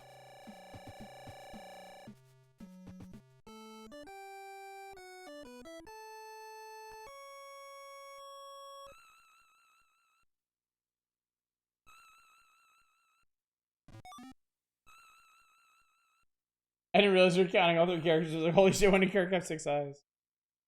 Oh, I'm actually in control here. What's up?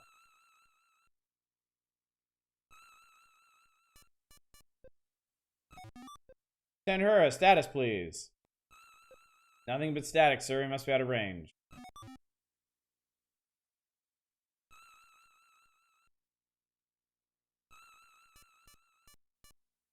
Red alert! Ship's computer interrupts 204 AMX. Conditions do not warrant alert status at this time. Oh, who's the captain? Me or you dumb computer? See Star Trek making a decent visual novel considering how conversation-based they are? Yeah.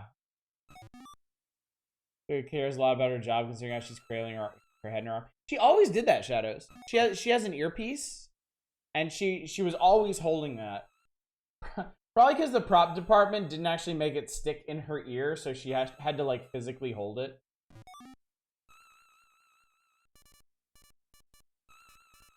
Ah, what did I do? Access code is something. Okay, cool. Mr. Sulu, status report. Orbit is in slow decay, sir. You know, it's also in slow decay. My attention span for this game. Let's go back. Let's go back to the magazine. I gotta say, this is super dull. Maybe it gets neat if you get further into it and you can actually find things to do things with, but man. We play, yay, music! Real, actual human music. God, we played that for what, like, I feel like we played that for 5 minutes and I was already falling asleep. In Star Trek, everyone got through like 2 screens. That's about all it deserved.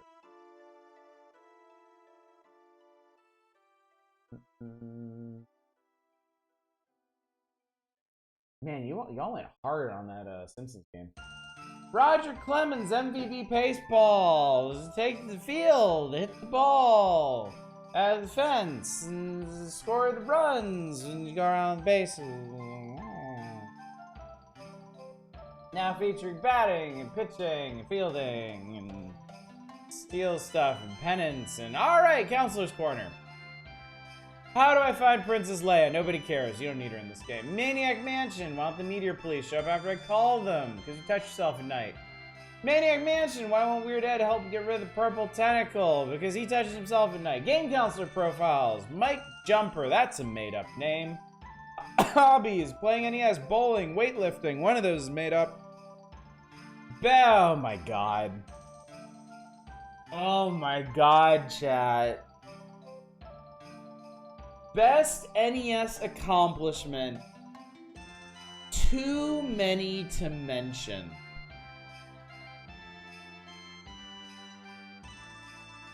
How about you fuck all the way off? Composer never worked on game music before, seemingly, and only did sound effects for MS-DOS games. Well, that explains a whole hell of a lot. They fit his entire swelled head with in his picture. Matt Lacombe. Hobbies. Playing in the drum corps. Playing jazz. Best NES accomplishment. Finished Contra 5 times with one man. Favorite game. Little Nemo Dream Master. Nice. Linda Molinari. Hobbies. Horseback riding. Hiking. Volk sporting.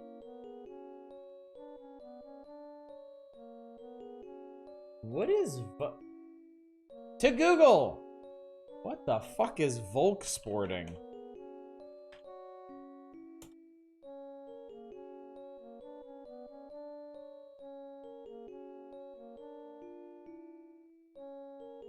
It's America's Walking Club.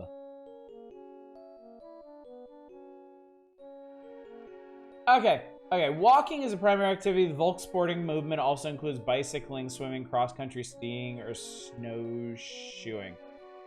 Chat, this is the first time in my entire life that I've ever heard of this.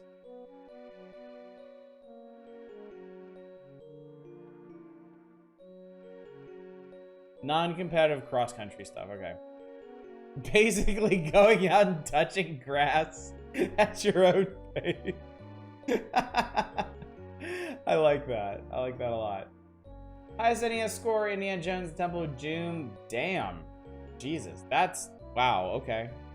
Favorite NES game, Destiny of an Emperor. Jesus Christ, Linda. Linda goes harder than any of these other fuckers. Greg Roth. Hobbies, playing NES games, eating pizza. Ah, a man after my own heart. He was doing that back in June of 1990. I'm doing that now in May of 2022. Highest NES score, Tetris, some numbers. Favorite NES game, Batman. All right, cool. That isn't a hobby. You're just not doing it right, Dominic. Anything can be a hobby if you try hard enough. Around the Puget Sound area, you can find a Volk Sport event near you every day. I literally lived there for 6 years and only heard of it today. Because of some weirdo reading Nintendo Power from the early 90s. That's funny. Yes, your college hair too. Oh, please. Please, Eva. Mine was a lot longer and more unkempt than that. Oh, God. So this is where people had trouble with the uninvited. How do I get the cookie for the dancing monster? How do I defeat the servant ghost? How to open the door in the church? How to defeat the ghost outside the church? And Crystallis. People still can't beat Crystallis. How to find the lost child in the swamp? How do I get through the barrier to the mountain path? How do I defeat the stone face in Goa? Kind of imagine Rocket League with bugs.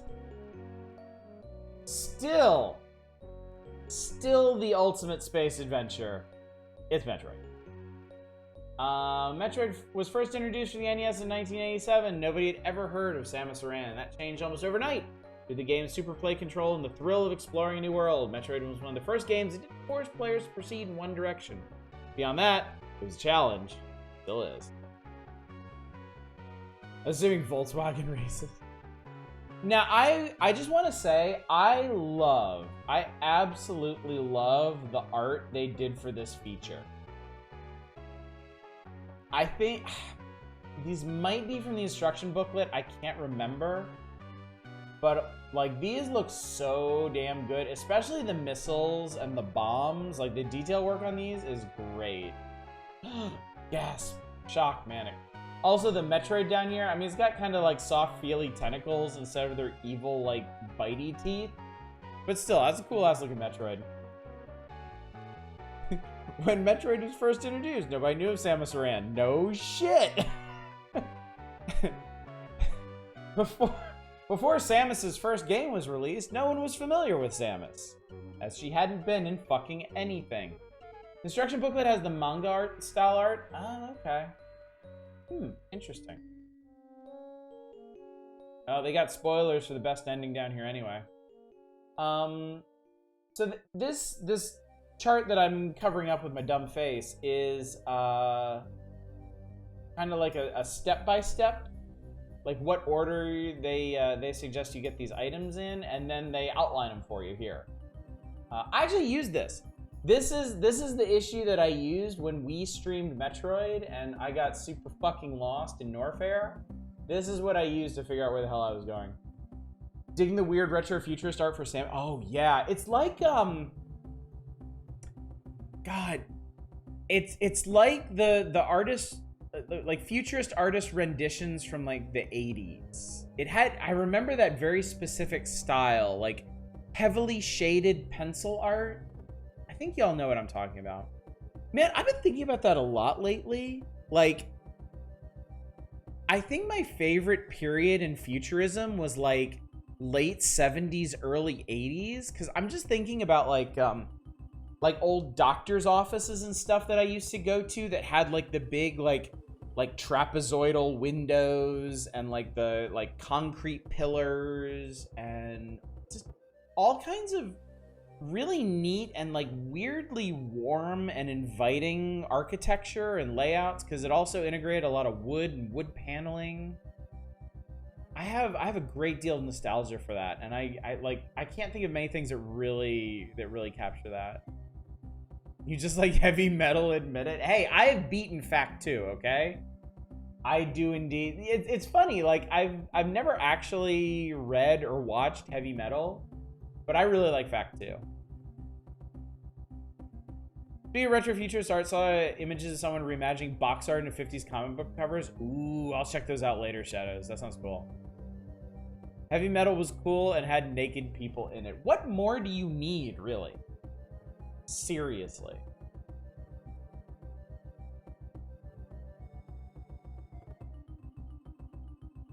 Alright, so who remembers what enemies in Metroid were actually called?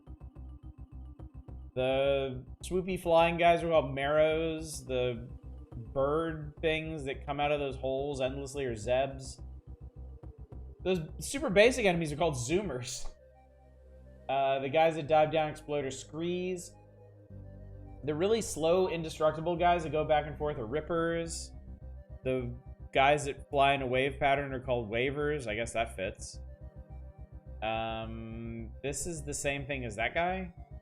Rio, Mara, Squeep, Gamut, Ripper Mark II, Fire Dragon, Multi-Viola, Garuda, and Nova. Yes, Squeeped. Squeeped is the big winner here, especially, like, it's barely an enemy. It's like a Podobo. It's indestructible and jumps up and down. Squeeped.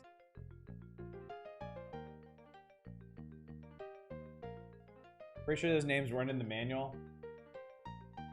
That's actually a good question. No. Heavy metal has some really good stories that advertise itself in the most embarrassing possible way. Like so many things. Yeah, look at this art. This art is so good. I mean, they've got some really dynamic poses for Samus. Like, Ridley looks fucking horrifying with his, like, 5 eyes or whatever the fuck is going on here. Braid looks like a, I don't know, like a super mutated My Little Pony or something. Awesome.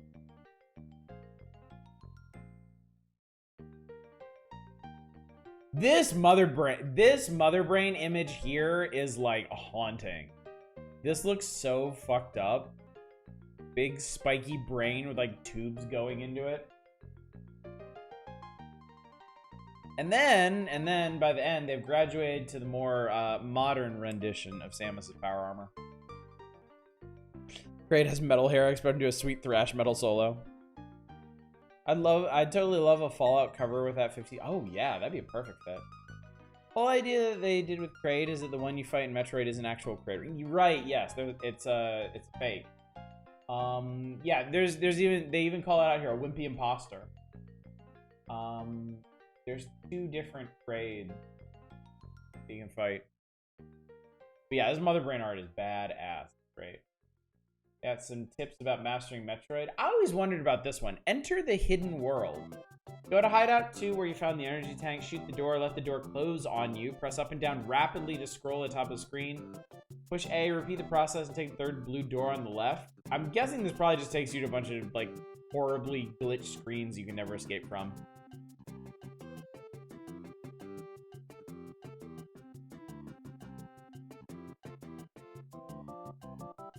But yeah. Yeah. Yeah. Yeah, super easy to soft lock. A bit jank from that perspective, but all right. Metroid's. Hey, here we go. I think we were waiting for this. Shatterhand. Hi, my name is Steve Herman, and I need your help. It's the year 2031. We're 7 years off from that. And a group of renegade military scientists led by General Gus Grover has banded together using new cybernetic technology to create an army of cyborg soldiers. Their goal, to take over the world. We named this revolutionary group the Metal Command and formed the Law and Order Regulatory Division, or LORD, to combat them. I used to be a police officer in the Bronx.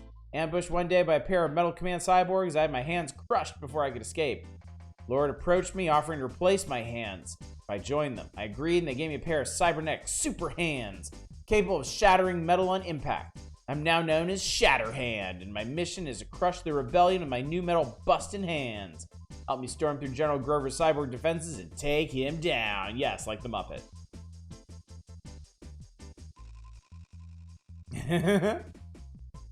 Nice blue blocker cyber, bruh. That doesn't sound like a shout out for a Shadowrun campaign at all. You know, they forgot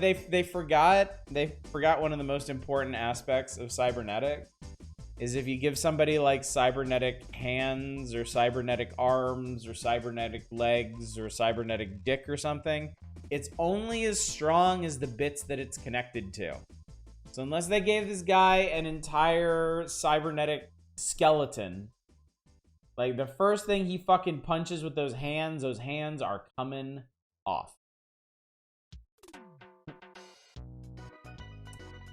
All right, so power-ups in this work a little bit weirdly. In some white boxes, a Shatterhand finds alpha beta boxes that hold satellite robots. You can determine the type of robot by picking up 3 alpha and beta boxes in particular sequences. Each of the 8 sequences possible yields a different satellite robot. And they have a chart here that breaks them down, depending on what order you get the symbols in. Goddamn, this music sounds good. Actually, a point I liked in RoboCop where they were debating whether or not to keep his arm. Yeah. Genuinely, this doesn't really sound like SNES music. What is this from, anyway? This is Super Adventure Island 2. Interesting.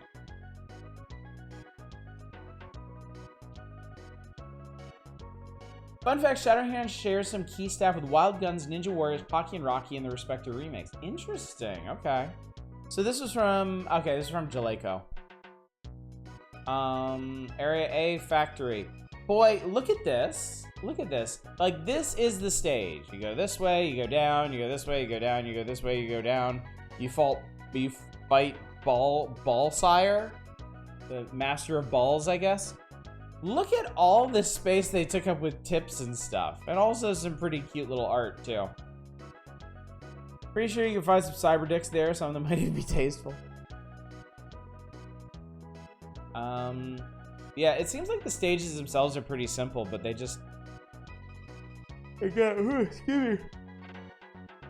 really busy with the layout. Chat, I gotta say, it's been a long-ass week. This is the first week I went back. I went back to my office.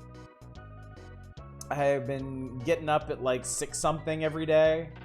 That's probably the hardest part. I shifted my schedule to 8 to 5.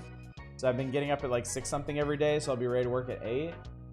And yet I still stay up all night doing these streams, so this may happen more and more often where I get kind of worn down by Saturday night. There's one of the sections called Flames, Molten Steel, and Jet. Flames, Molten Steel, Jet. Gears. Gears. Gears. There's a submarine. There's an anti-gravity research center. Area defiltration plant just has a couple screenshots and that's it. Okay. Let's play this. Let's play some Shatterhand. Isn't it funny that of all the popular media to remember Shatterhand was a thing, it was Scott Pilgrim. I did so love those deep cuts in Scott Pilgrim. Yeah, we're on the back of the poster. Means we're closing in on the Game Boy section, as it turns out. Chuck Shatterhand, the punching man.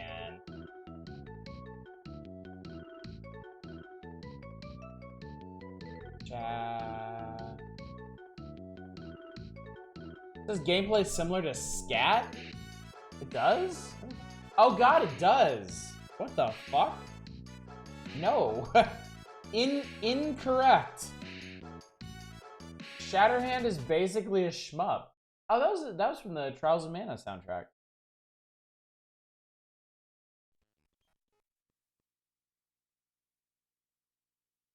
Alright, gang, what are we playing? Say it with me. Shatterhand. Ding ding ding ding ding ding ding ding ding ding ding ding ding ding ding. Punch! Dude, bro, punch! I like one kind of scat. MC Scat Cat. Ready.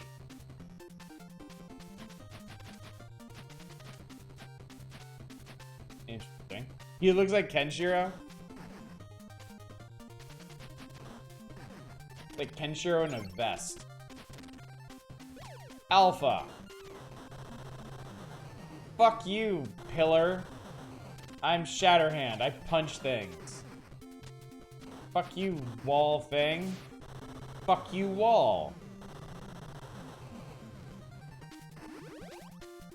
So apparently there are like power-up platforms where you crouch on them and you get stuff.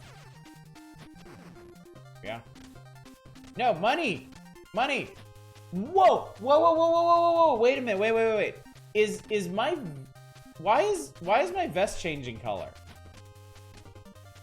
It was green and now it's red. For the briefest second, I thought my vest might be like my life bar. Like, as I took more damage, it would turn from green to red. That'd be really funny. Alright, what do we got? Alpha, beta, beta. That seems pretty good, damn.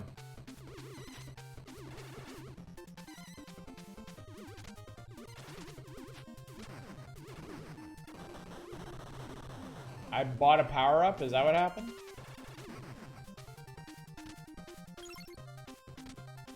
Game looks, ow! You fuck. Game is fucking rad. Oh, so you pay that much. Yeah, I can't afford to heal. What the hell is this thing? I kinda wanna try this one though. It handles really well. Oh. Oh, Shatterhand can cling to things. Somehow.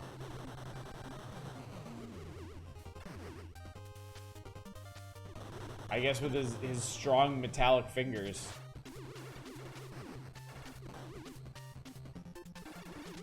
I like how you punch the air.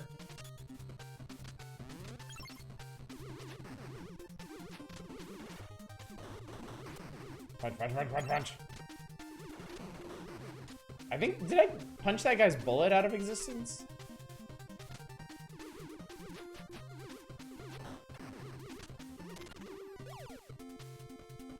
Beta, beta. No, I missed. Wait, can I get back up there? I want to get back up there. No, let me get back up there, you bastards. Okay, so you can't cling to everything, as it turns out. Whoop, whoop, whoop, whoop, whoop, whoop, whoop, whoop.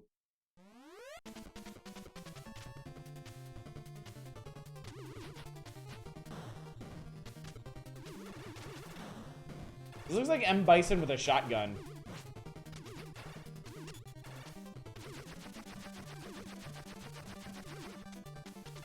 Ow.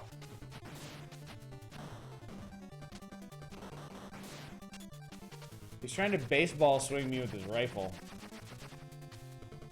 Yeah, you can punch those to change what you're getting from them. Oh my god, I punched you in the shin and you exploded. Ow, my eyes. Ugh. Hate it. Looks like a legit brawler. It's solid. It's nice. Pretty nice. Looks like a game that that people today would see as a retro indie game. I agree with that, Arcane. How was Star Trek? Star Trek was not great. Star Trek was super boring, unfortunately. Might be more exciting once you get a grip on what you're supposed to be doing, but yeah, I was not having it. Let's go to the refinery.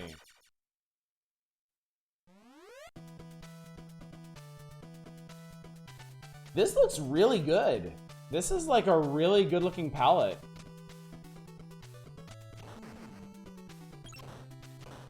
I feel like most NES games don't quite go this hard with their palette.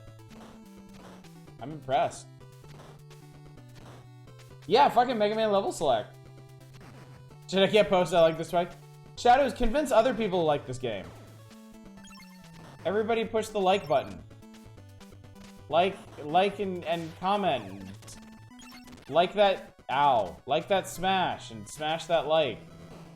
I just punched that man's gun bullet. What is this guy doing? Ow.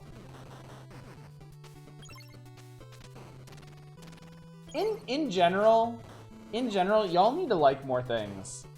Because the people who like memeing, they remember to like things. And if other folks don't end up liking things, we end up in awkward situations like the most popular game of the month being Where's Fucking Waldo?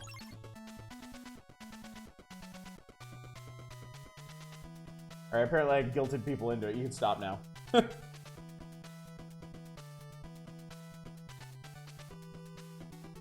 Music has a Contra vibe? Yeah, I can hear that, I think. Oh no, the box! I wanted the box! God damn it.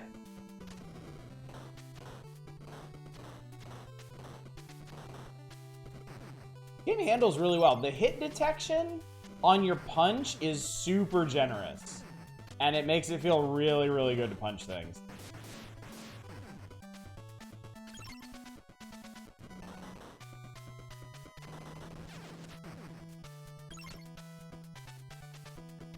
What's wrong with Where's Waldo? One of the levels can generate as completely unwinnable. Like you can get 3/4 of the way through the game and the game is just like just cannot be beaten. Liking things is for conformists. Okay, so this is what's going on. I thought I was clinging to the platform when I'm actually clinging to a big fence. I mean, besides that. Oh my god.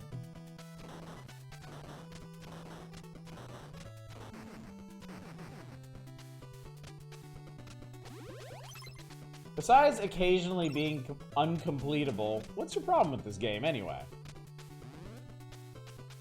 Free bot kill. Who wants it? Uh-oh. Looks like we have a fleet of them.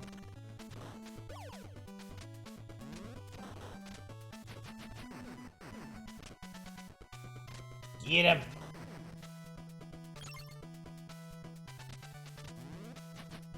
Seems as good a time as any to ask. Anybody else want to be a mod?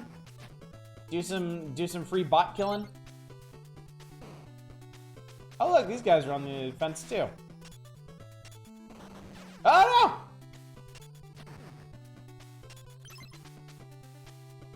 Grant me modhood so that I might slay AI. Oh no! Will do.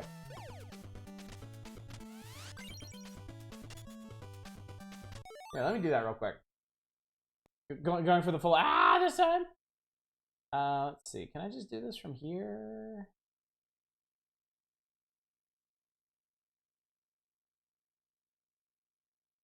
No, no.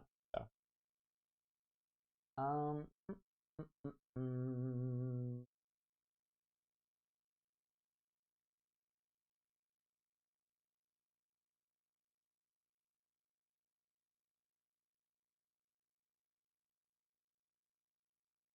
That. Think. All right.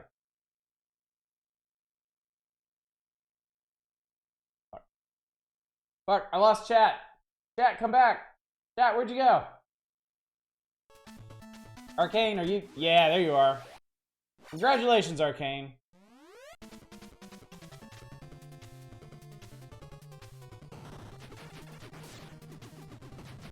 Poppy robots.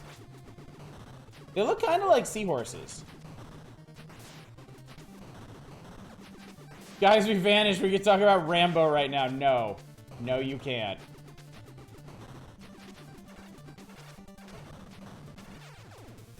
You guys are shooting me right in the fucking face. I need all you assholes to die. There we go. Oh my... What the fuck?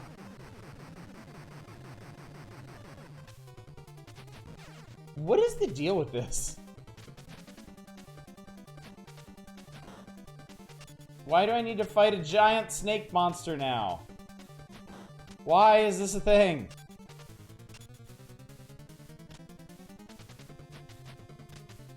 I don't think this is gonna end well. Nope.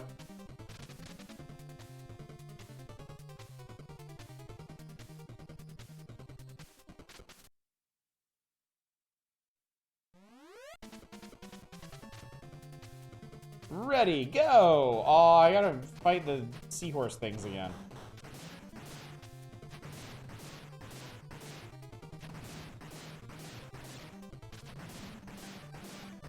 Well, fortunately, they're not very fucking smart. Is there a plot to this? Yeah, I'm Herman Munster, and I have metal hands. And I punch things with my metal hands. And there's a bunch of evil guys. And I'm gonna punch them really hard. That's gonna be great. I think I win. God, the fucking flashing lights in this.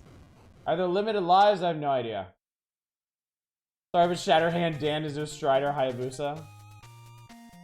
Yeah, the flashing lights in this are really obnoxious. I'm gonna see if I can beat one more level, and I think it'll be time to move on.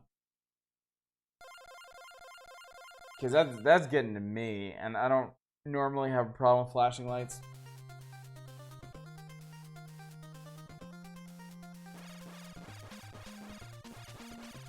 Let's do submarine. Yeah, the Ninja Gaiden 3 flashing. God, Ninja Gaiden 3 was so obnoxious about that. Lieutenant Dan, you got metal hands. Oh, man with gun. The arch nemesis of man with fist. Ah! Stop giving me grenades. With the pins pulled out of them. I will take a grenade that I am trusted to pull the pin out of. But these pre-pulled ones are bullshit. Ow. Get my box. There we go.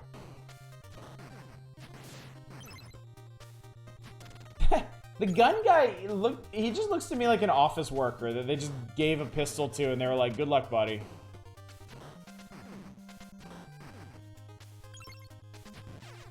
Ow.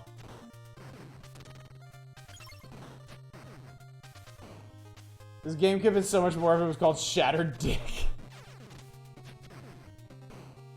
Shattered Dick is a very different gameplay concept.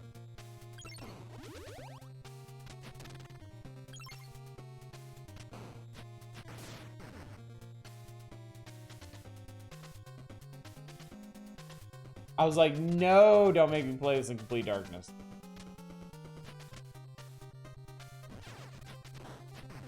So now they're flying fetuses? Oh my god! Gooey zombie mans! Oh lord, he's coming! Oh, the fetuses, zombie mans, and do not want. Let's do BBA. Wait, I think I... Wait.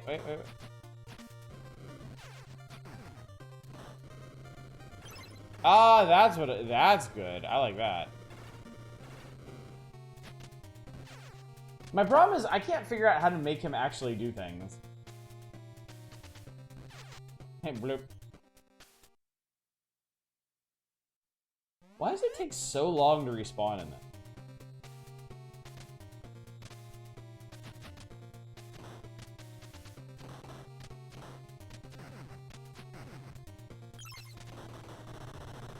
Things over it. Oh, I forgot about Gooey Zombie Man. Oh, how?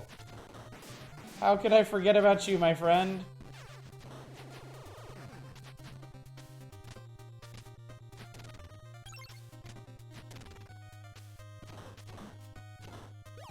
Let's do BAB, maybe. That could be fun. I feel like I don't have a very good grip on fighting these fetuses. Which typically is not a sentence that normal, well-adjusted human beings have to say very often. And why can't I never pick up those bags?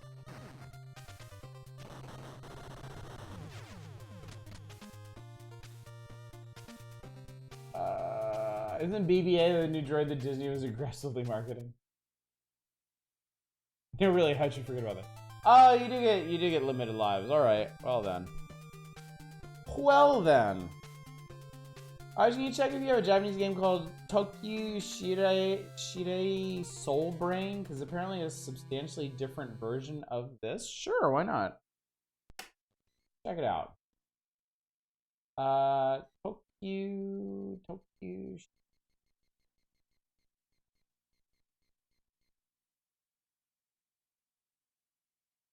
I do. Super Rescue. TV Asahi.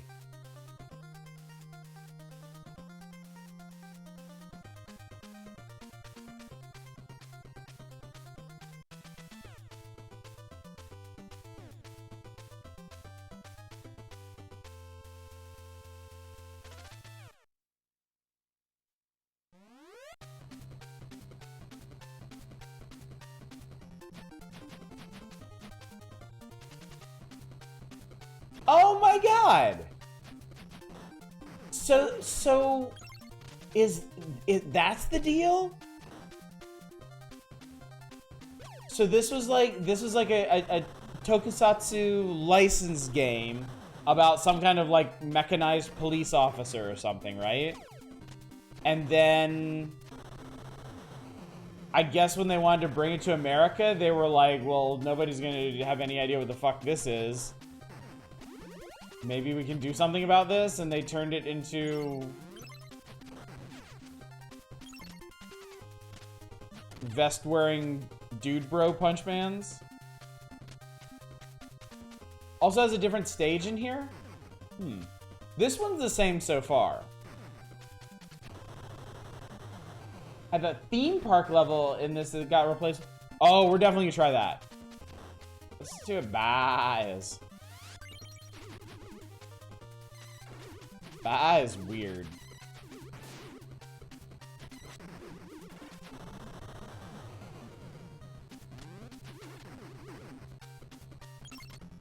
I don't think I've ever seen a gun in a video game. Ah, god damn it! Do this. Flynn's issue had with Shatterhand's limbs being impractical because this guy's in full armor. Yeah, this makes a lot more sense. This, we have full metal punch mans. Some bosses are also in different order. Okay. Man, I wish your robot buddies stayed around longer. I like having them.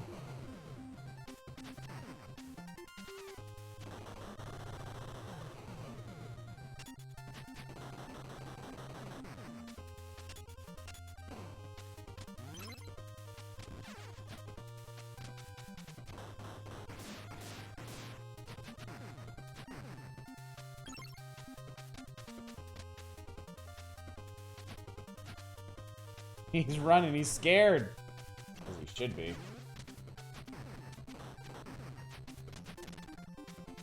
Let's do box over here, I remember now.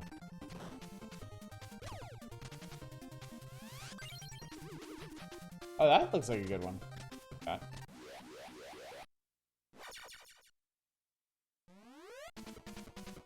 Makes Shatterhand look like Shitterhand. Please don't shit. Please don't shit in your hand.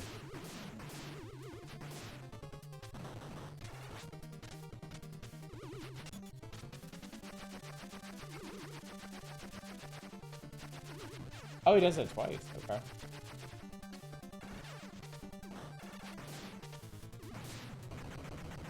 Oh, look at the horrible flashing lights though. Goddamn. Jesus. Ow. Hell yeah, I can technically like this twice.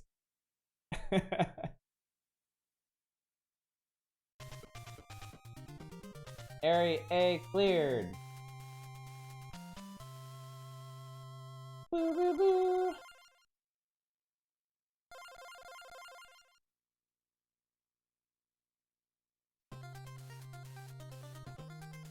He looks like RoboCop from this angle. Yeah, look at that! It's a fuck. Why did we get a stupid nuclear submarine instead of a fucking amusement park, dude? Amusement park levels are always cool.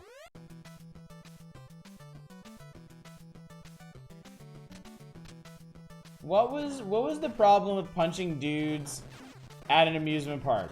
Darkman did that. Darkman fucking bent a dude's whole hand backwards at an amusement park. And he was still the hero we needed. If not the hero that we wanted.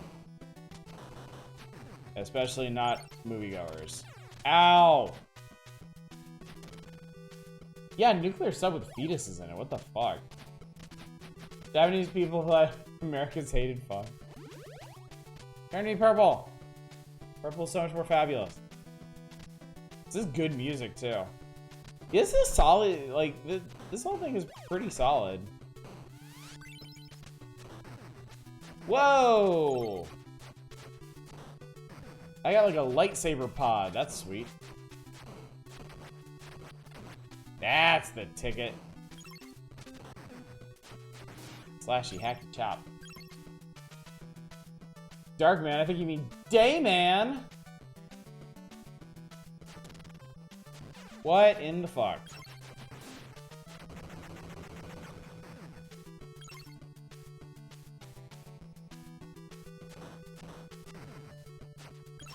That shield really doesn't do him much good, does it?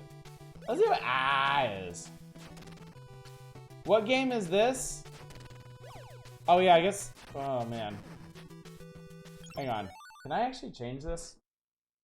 Here. There it is. Tokyo Soul Brain. Boop.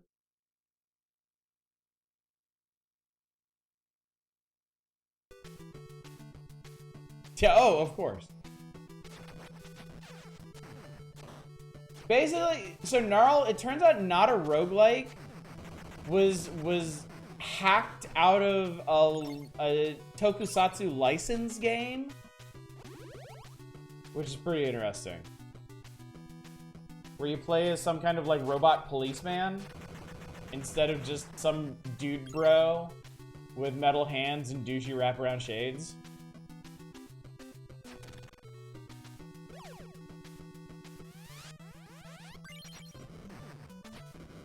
Wait, what? I think I just did ABBA twice in a row and it gave me a fucking fire bazooka.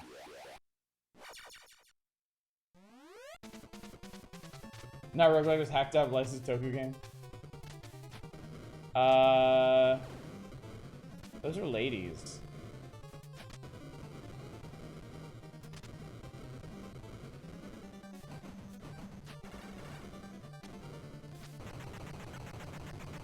I made a lady explode. I made 2 ladies explode. Ah, my eyes! God almighty. Okay, that's quite enough of that, I think. That game is boring though. Kamen Rider. Yeah, I've had enough of this. This is cool. This is really, really cool, but man, those flashing lights are just fucking killing me. I have about had enough of that. Yeah, still a very cool game. Oh, let's see here. Well, 95% of a cool game. Yeah. So that becomes way less common on SNES. Actually, a band called Kamen Rider. You can't watch that? Yeah, I can't play that. Brutal.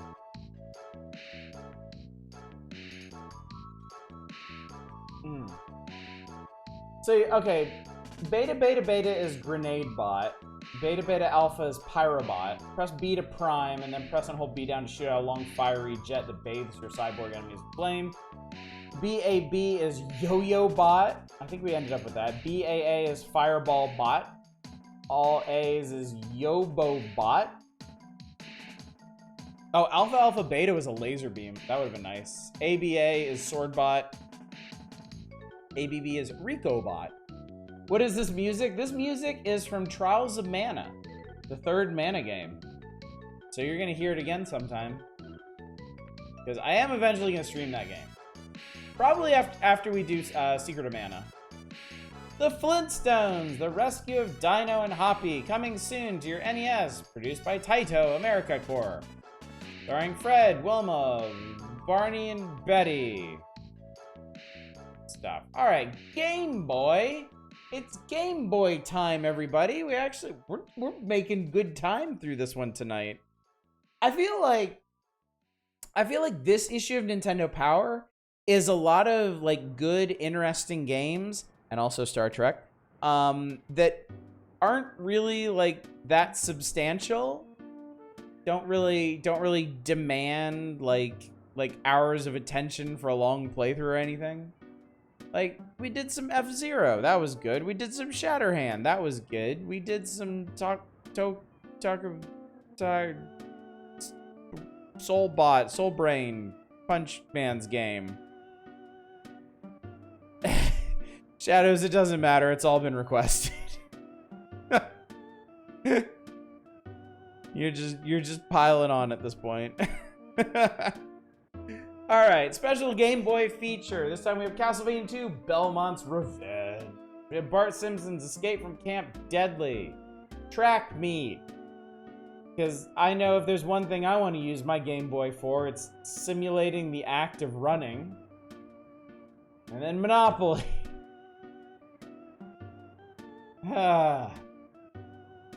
My guess is we're not gonna get through all the Game Boy stuff tonight, so I imagine we'll do 1 or 2 Game Boy games tonight. We'll do the rest on Thursday, and then get into the other Super Nintendo games. And I mean, I don't think it's impossible that we could finish this issue next week.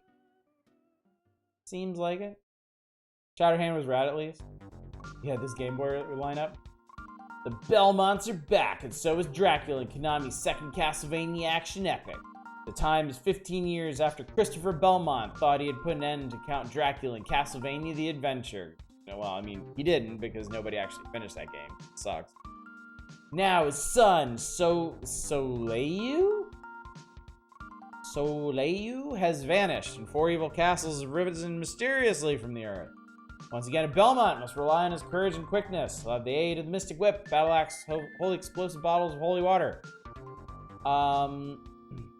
There's some new moves too, like the ability to slide down ropes. The game controls are better than ever, but the challenges are also greater. I wouldn't go that far. I don't think this is a harder game than Castlevania Adventure. To be fair, nobody finished this game either because the end game, it really sucked. It sucked so bad. I did, but I did it using save state. That final Dracula fight is balls. It is so bad. Played this all the time as a kid, never beat it. Yeah, that was me in Castlevania Adventure 1. Journey through 4. I like the 4-castle concept. I think that's cool. At a ceremony to mark the passing of the title of Vampire Hunter from father to son, Soleil Belmont disappears. At the same time, 4 castles are up from the earth, a mute challenge to Christopher. Each of the castles has its own special brand of horror lying in wait, but Christopher must pass through them all to find his son. You decide which castle to tackle first, second, third, and fourth. None will be easy. Only after defeating each of them will Dracula's castle. Soleil is a mistranslation of the French word soleil, meaning sun, a reference to the traditional weakness of vampires. His name was corrected with Soleil in the European version of Castlevania 2 Belmont's Revenge, appearing in Konami GB Collection Volume 4, officially referred to as such in that game's description, the Castlevania Anniversary Collection, as well as his bonus e-book. Interesting. I wonder how they end up with Soleil. Maybe it was supposed to be Soleil, and they spelled Soleil in like the Japanese style, so it would have ended in a vowel, and whoever translated for the Western audience didn't realize what the original reference was supposed to be, and just transliterated it. Yeah, transliteration, yeah.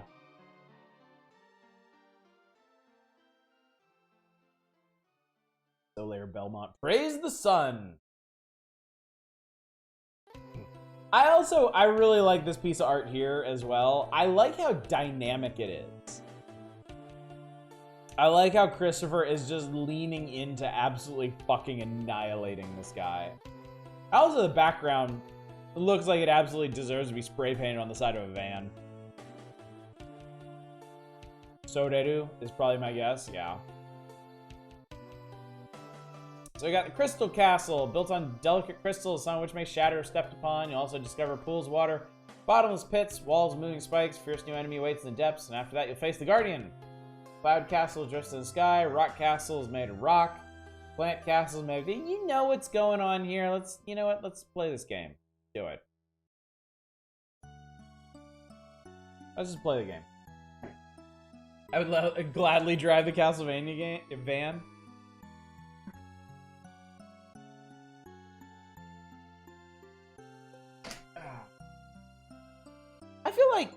I feel like spray painting badass wizards on things is kind of a lost art.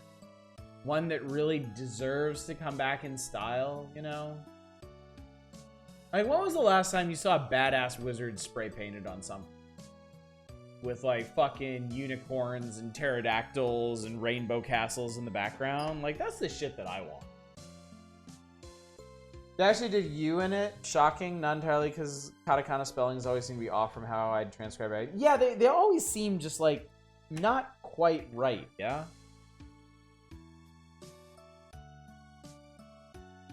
Like, it always seems like there's a way to improve it.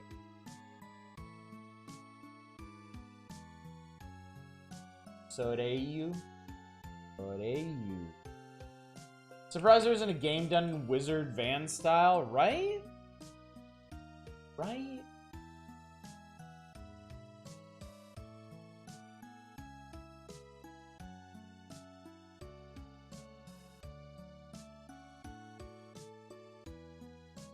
I'm loading up. Give me a second. Yeah.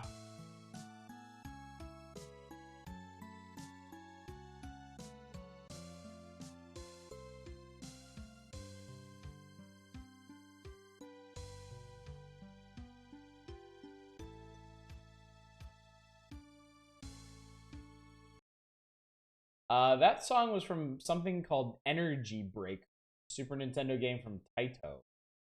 Thing. Oh god, it's loud. Oh god, it's loud. Okay, I fixed it. Fine. Everything's fine. Everything's great. Oh, Nami. Okay, we need something moodier than this. We need like, what do we need? What do we need? Oh, I think this one. Maybe. What if we just went straight black and white?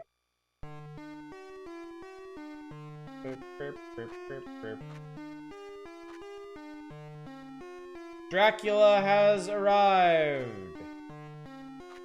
Ooh, how about this? How about neat purple? That could be cool.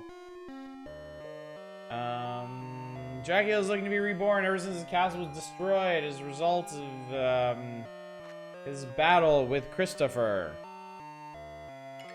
15 years later, we're gonna play a video game. Oh, I need it. Second.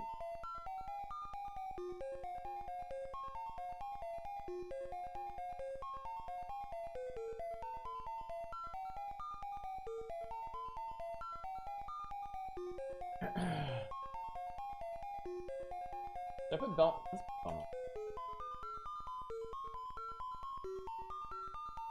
Does that fit? Put that in there. Hey, look at that. That looks okay.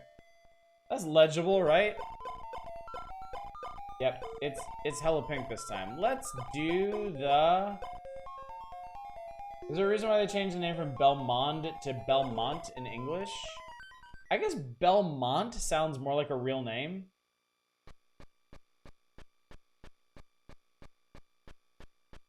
Not gonna lie, I've sudden EGA nostalgia from this cut. Oh yeah, I can see that.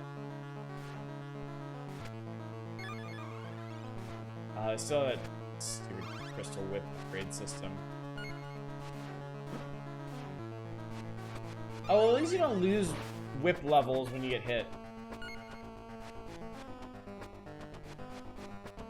Bye.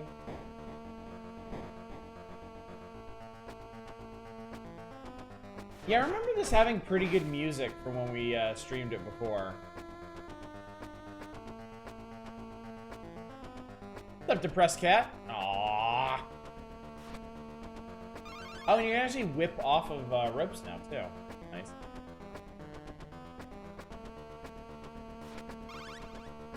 Yeah, this one, I will say, as absolutely garbage as Castlevania Adventure is, like, the presentation is really good. Like, I was always really impressed with how dark and moody Castlevania Adventure was, and it's nice to know that they were able to keep with that, and oh god. Well, I'm dead.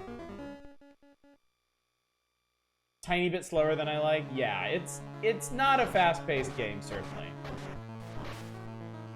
It's definitely improved from Adventure, but still.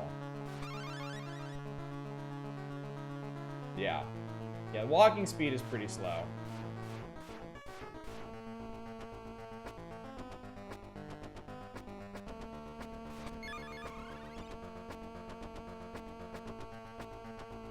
Two-hit death is a bit much. Like, honestly, I'm surprised those spikes aren't instant death. That's what I would expect. Ow. Yeah, like, enemies aren't gonna be, like, two-hit death. Oh, no! Get the fuck off!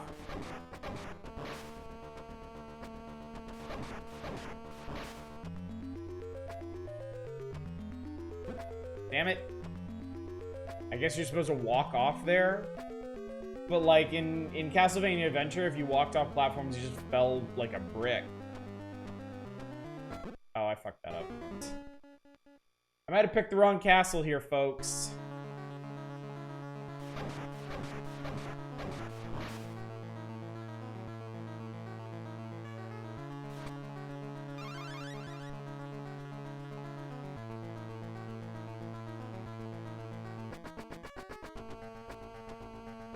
The rope shimmy.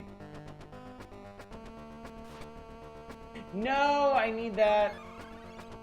So then when Metroidvania, I always like Castlevania games more for their music than their gameplay. It's just, it's a very deliberate style of gameplay, and I can understand not liking it. I'll never argue with somebody who's like, yeah, I couldn't get into the old Castlevanias, they're too clunky. But I will always have a soft spot in my heart for them. I mean, especially Castlevania 4, obviously. That one is really something special. But even the old NES ones, as old and clunky as they were, I still thought they were really well done. I don't think it's the castle is the problem. Alright, let's do this a bit smarter, shall we?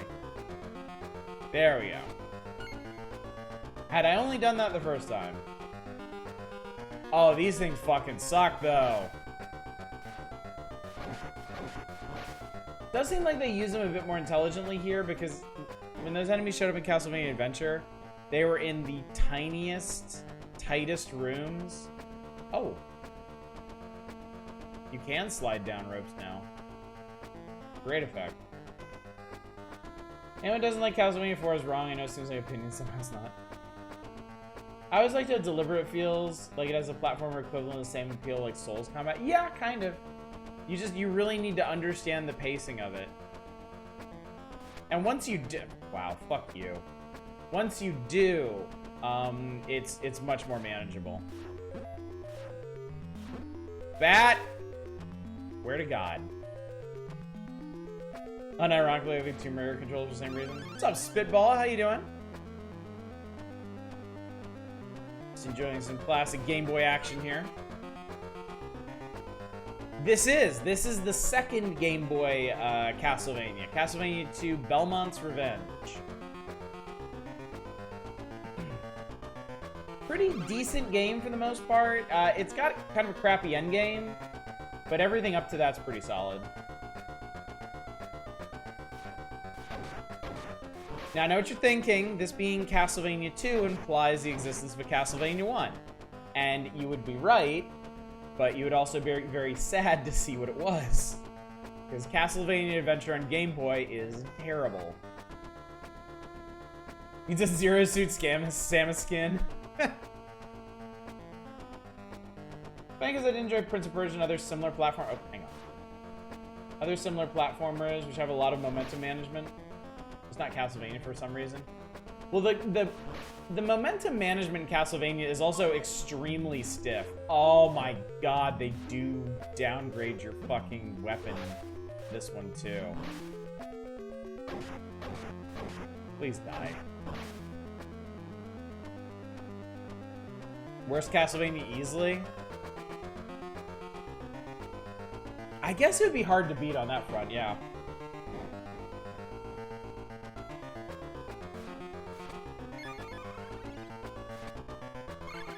Okay.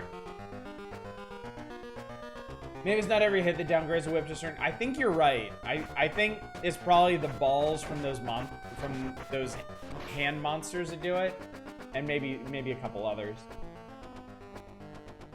Hopefully not.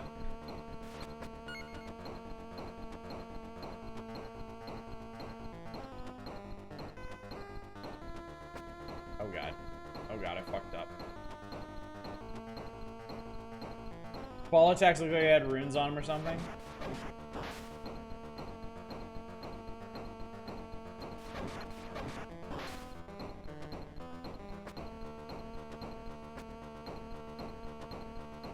Maybe they cursed you. Even like Castlevania 2 on NES is interesting when it fails. Seems better than some Game Boy games my parent bought me as a kid. Man, Game Boy... You could... I mean, there were certainly some real stinkers on the NES, but Game Boy, man... You never really knew what you were getting on Game Boy.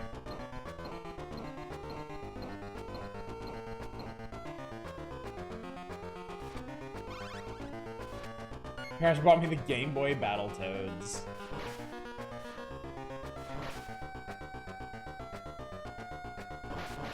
There we go, okay.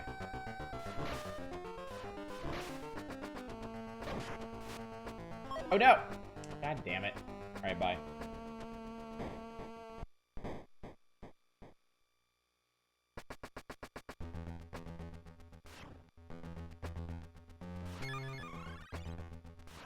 It's like the back half of the castle or something. The perfectly serviceable Battletoads that I never beat once.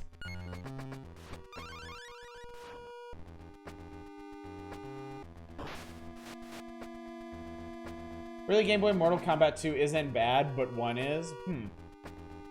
I wonder if they went with different developers for the ports.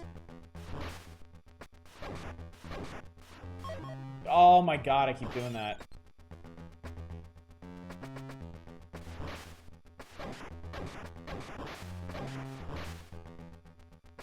I had a Tom and Jerry game that made no sense. Was it on NES? Because that's actually coming up pretty soon in Nintendo Power, and I think we're going to check it out. That might actually be the next issue, even. If I remember correctly. What the fuck?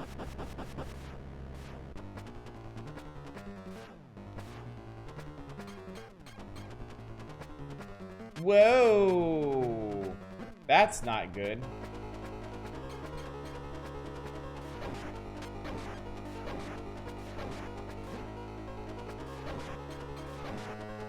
So this is some kind of twin dragon boss? Ow, I'm dead. Why are you fighting an R-type boss? Excellent question. No! Well, alright. Good excuse to pick another stage. Stage select. Let's do the Crystal Castle. Crystals are pretty.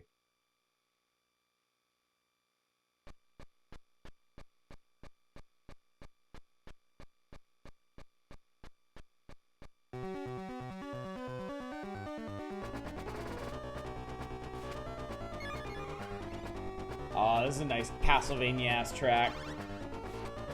This is the stuff.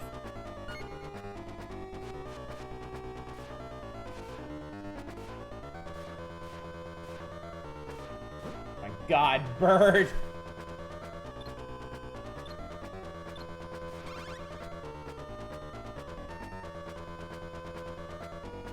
Props to the music in this one. Again, I don't think this one's a bad game until you get to the end. Like, I think the first 4 castles, yeah, they're challenging. They certainly have tricky or even, like, asshole-ish parts. But I think this game's pretty fun for the most part. It's just, you know what? If you play this game and you get to Dracula's castle, just turn the game off and make up your own ending, and you'll be much happier. Even either person who's not a Castlevania buff knows the song and think it's very cool and sexy. Why is the end bad? Because Dracula's castle is like a huge difficulty spike, possibly because the first 4 levels, they let you do them in any order, so they have to all be roughly the same difficulty. But it still seems like Dracula's castle was tuned to be like the 5th and final level out of 4 that would progress through difficulty normally. And then there's 2 bosses at the end. Soleil is the first one, and he is a big pain in the ass. It's a neat fight, but a very difficult one because of the limitations on your movement. And then Dracula is straight up rote memorization. Like, you just have to attempt it and die and attempt it and die until you memorize what he does when. It's awful.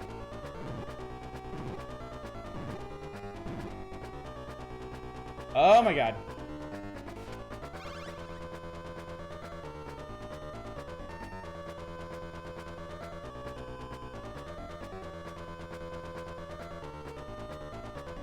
Your whip shoots balls at full health. This is Zelda.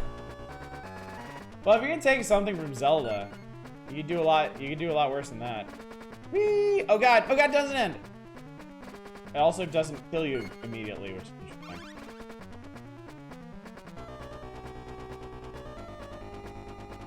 Hey, Castlevania 2, Zelda 2, coincidence? I think not. Expected instant death those spikes. I did too, honestly. I did too. But small mercy, it only does half your health.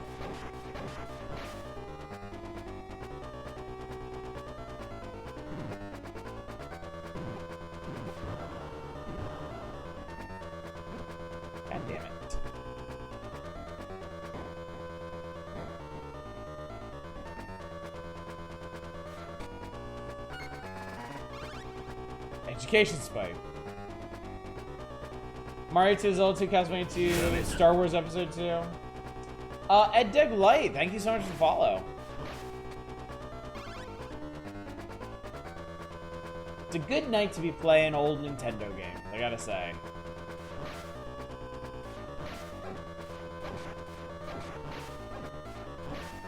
There we go.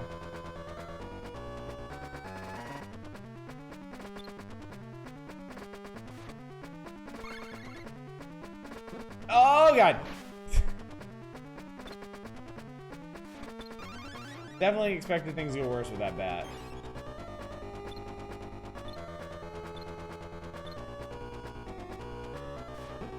Oh, Lord. Get out of here!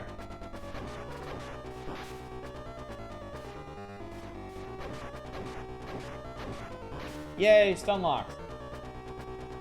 Do you still have my whip level? Yeah. So far it's only been the balls that these guys shoot that have caused any problem.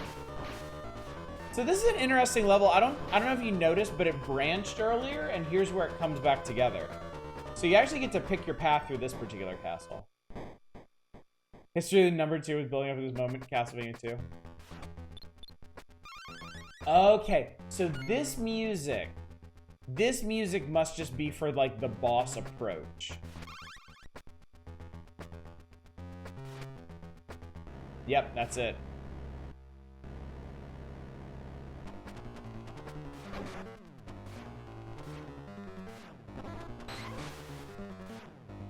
Okay, so we're fighting some kind of storm wizard. Could be a problem. Damn it.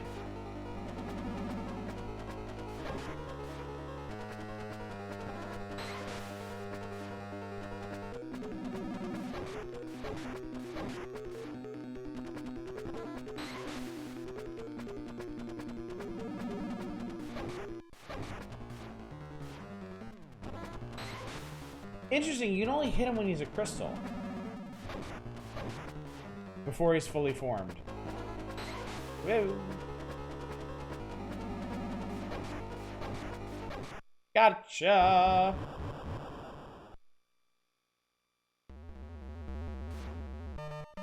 What? No orb!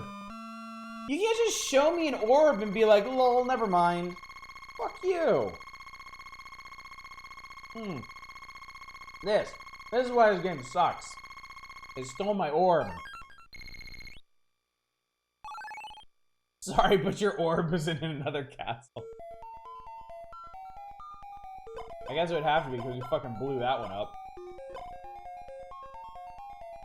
Orbless. Let's do whatever this one is.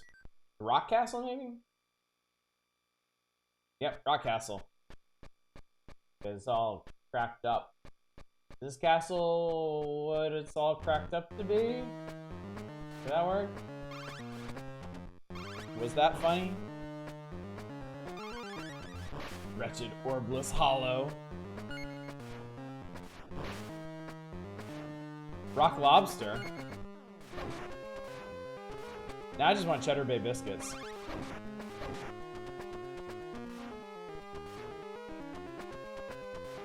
Bat, why are you the worst in this game? Bat, why are you the absolute fucking worst, man? It's not supposed to be this way. Music rocks? This game has good music. I think we can all agree on that. Especially after some of the beeps and boops we've been hearing tonight. This game has really solid music. Color scheme's a bit stone cold, though.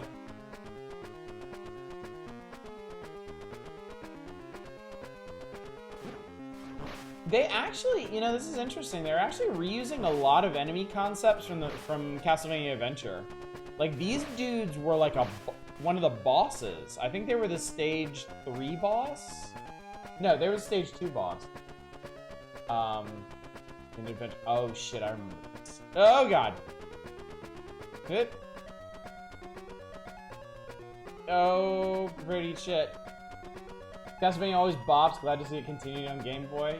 Yeah, I was too. And this is far from it. either. There was also a Game Boy Color game, Castlevania Legends, before they got to the absolutely legendary Game Boy Advance games. There was a Netflix? I didn't. I don't have Netflix. I really wanted to watch the Netflix Castlevania series. At some point you should try Adventure Redux. It's actually a fucking interesting remake. Next time we do a ROM hack night, maybe we should do that. God, don't stab me. Not as bad as Adventure, not as good as this. Legends, yeah. Yeah, I'm really quite. Oh no! Well, I'm dead. Poor Christopher. Slipped on a spike and died. Really enjoy the Netflix series. Yeah, I would love to see it sometime. Oh god. Okay, don't jump. Don't do anything, in fact. Yeah, those were real. Yeah. Those spikes were not fucking around. Okay, we're good. Adventure Redux is... Oh, it's not a ROM hack? It's official? Yeah, if it's WiiWare, it's gone then.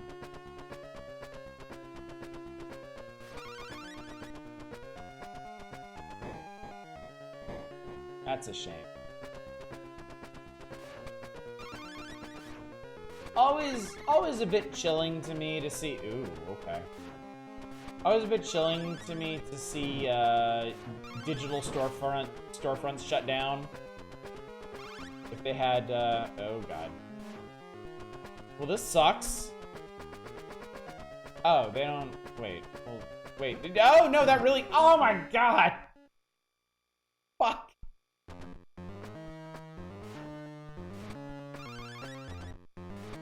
Fix your fucking lighting, Dracula. Lazy dick. Bat, please. I've had a long day. Up.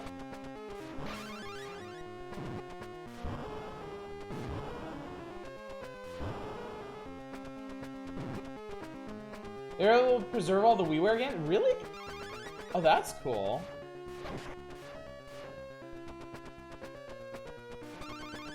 That's very good news indeed. Oh, I hate these eyeballs. Oh no, I didn't jump far enough. Runs perfect on Dolphin. Oh, nice. Man, y'all are seriously ahead of the game here.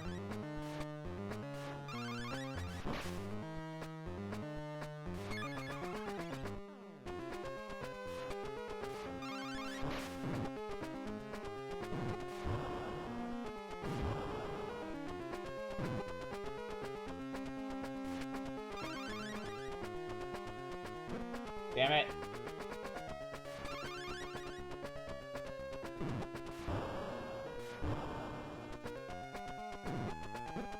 Fucking Mr. Eyeball, why? Give it. Okay, we're good.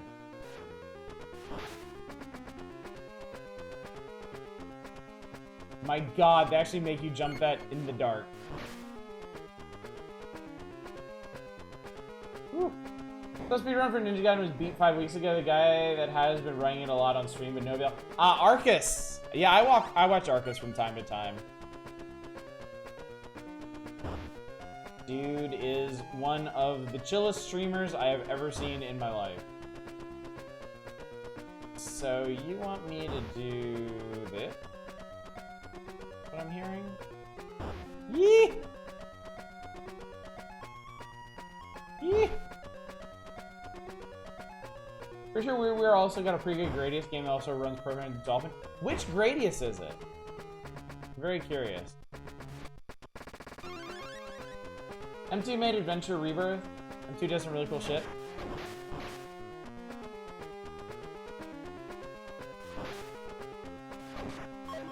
No, not my whip.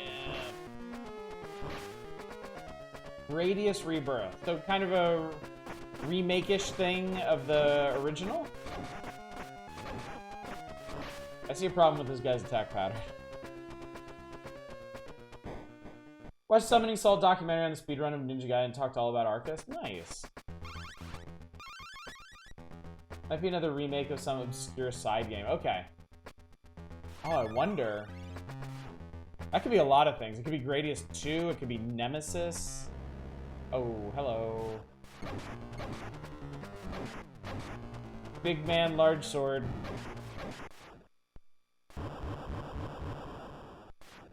Skinny man, large sword. Oh, hello. Ow. Ow. Wow, it would be really cool if I could hit you.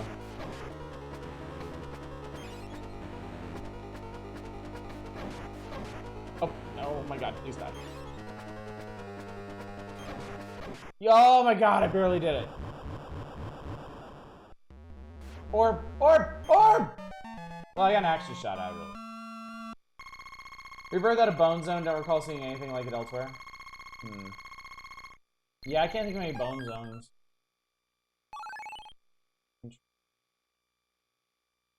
Grace Rebirth is about 24 megs. I can probably email that to you over Gmail. Alright, chat. I think I've had my fill of Castlevania 2 tonight. Also, it's about quitting time around here. But we made some very significant progress through the magazine. We played us some F-Zero, we played us some Star Treks, we played us some Shatterhands and the interesting Japanese game that Shatterhand came from. And we also cracked into the Game Boy stuff, too. So... I do believe we'll be picking this back up next Thursday. And when we do... Oh, this is the guy we just beat up. Demon horn looking guy. This is what we have to look forward to on Thursday. I think like 10 of you fucking requested Bart Simpson's Escape from Camp Deadly. And Monopoly. Yeah, it's gonna be great. And if we can get on the other side of that, we got Super Nintendo games like Super Ghouls and Ghosts and Track Meet. Yay. Anyway, schedule. I am off tomorrow night. It's my one night of the week I don't stream. I hope you will survive. Actually, I think we're going to be doing some... we might be watching some of the old X-Men cartoon over on Discord if you want to hang out with us. On Monday, I'm bound and determined to play a Star Wars game. We're going to play Star Wars Republic Commando. Starting on Monday. We'll do that Monday, Tuesday, and Wednesday. I think we should be able to beat it. Should fit in there, unless I absolutely suck at it. Who knows? Stranger things have happened. We'll be back to the Power Hours on Thursday. We'll be finishing the Game Boy section, getting into the Super Nintendo section. Maybe we'll finish the magazine, maybe we won't. I don't know. And then on Friday, I have moved our community night up. Y'all have picked Astalon Tears of the Earth as this month's community night game. I am open to doing a full playthrough of it. So we'll start it up next Friday, and if we like it, which I assume we will, we'll keep playing it the Monday after. You didn't finish Jedi Outcast? No. Jedi Outcast did not clear the bar for me for playable. It was so tedious and uninteresting. Song is vaguely familiar. That's because...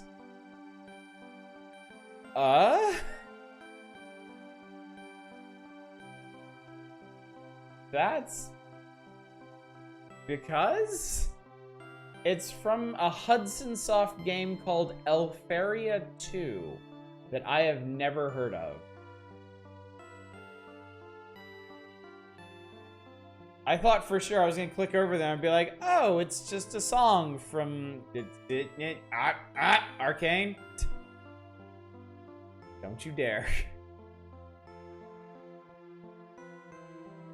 So yeah. Elfaria. Anyway, oh, don't forget, we're voting for our next big game after Republic Commando and Astalon. I'm going to be closing that vote at the end of Wednesday's stream when we presumably finish Republic Commando. So if you haven't gotten your votes in for that, you got the first half of next week to do that. So. By Red Entertainment made some rad RPGs. Oh, Sakura Wars. Okay, interesting. Cool, cool, cool. I think that's it. Oh, and I need a volunteer to run the June community night since y'all finished that challenge tonight. So hit me up on Discord. I almost said Discord. Let's end on that happy note, shall we? Let me go find somebody for y'all to raid. Accurate. Oh, goodness. Let's see. How about...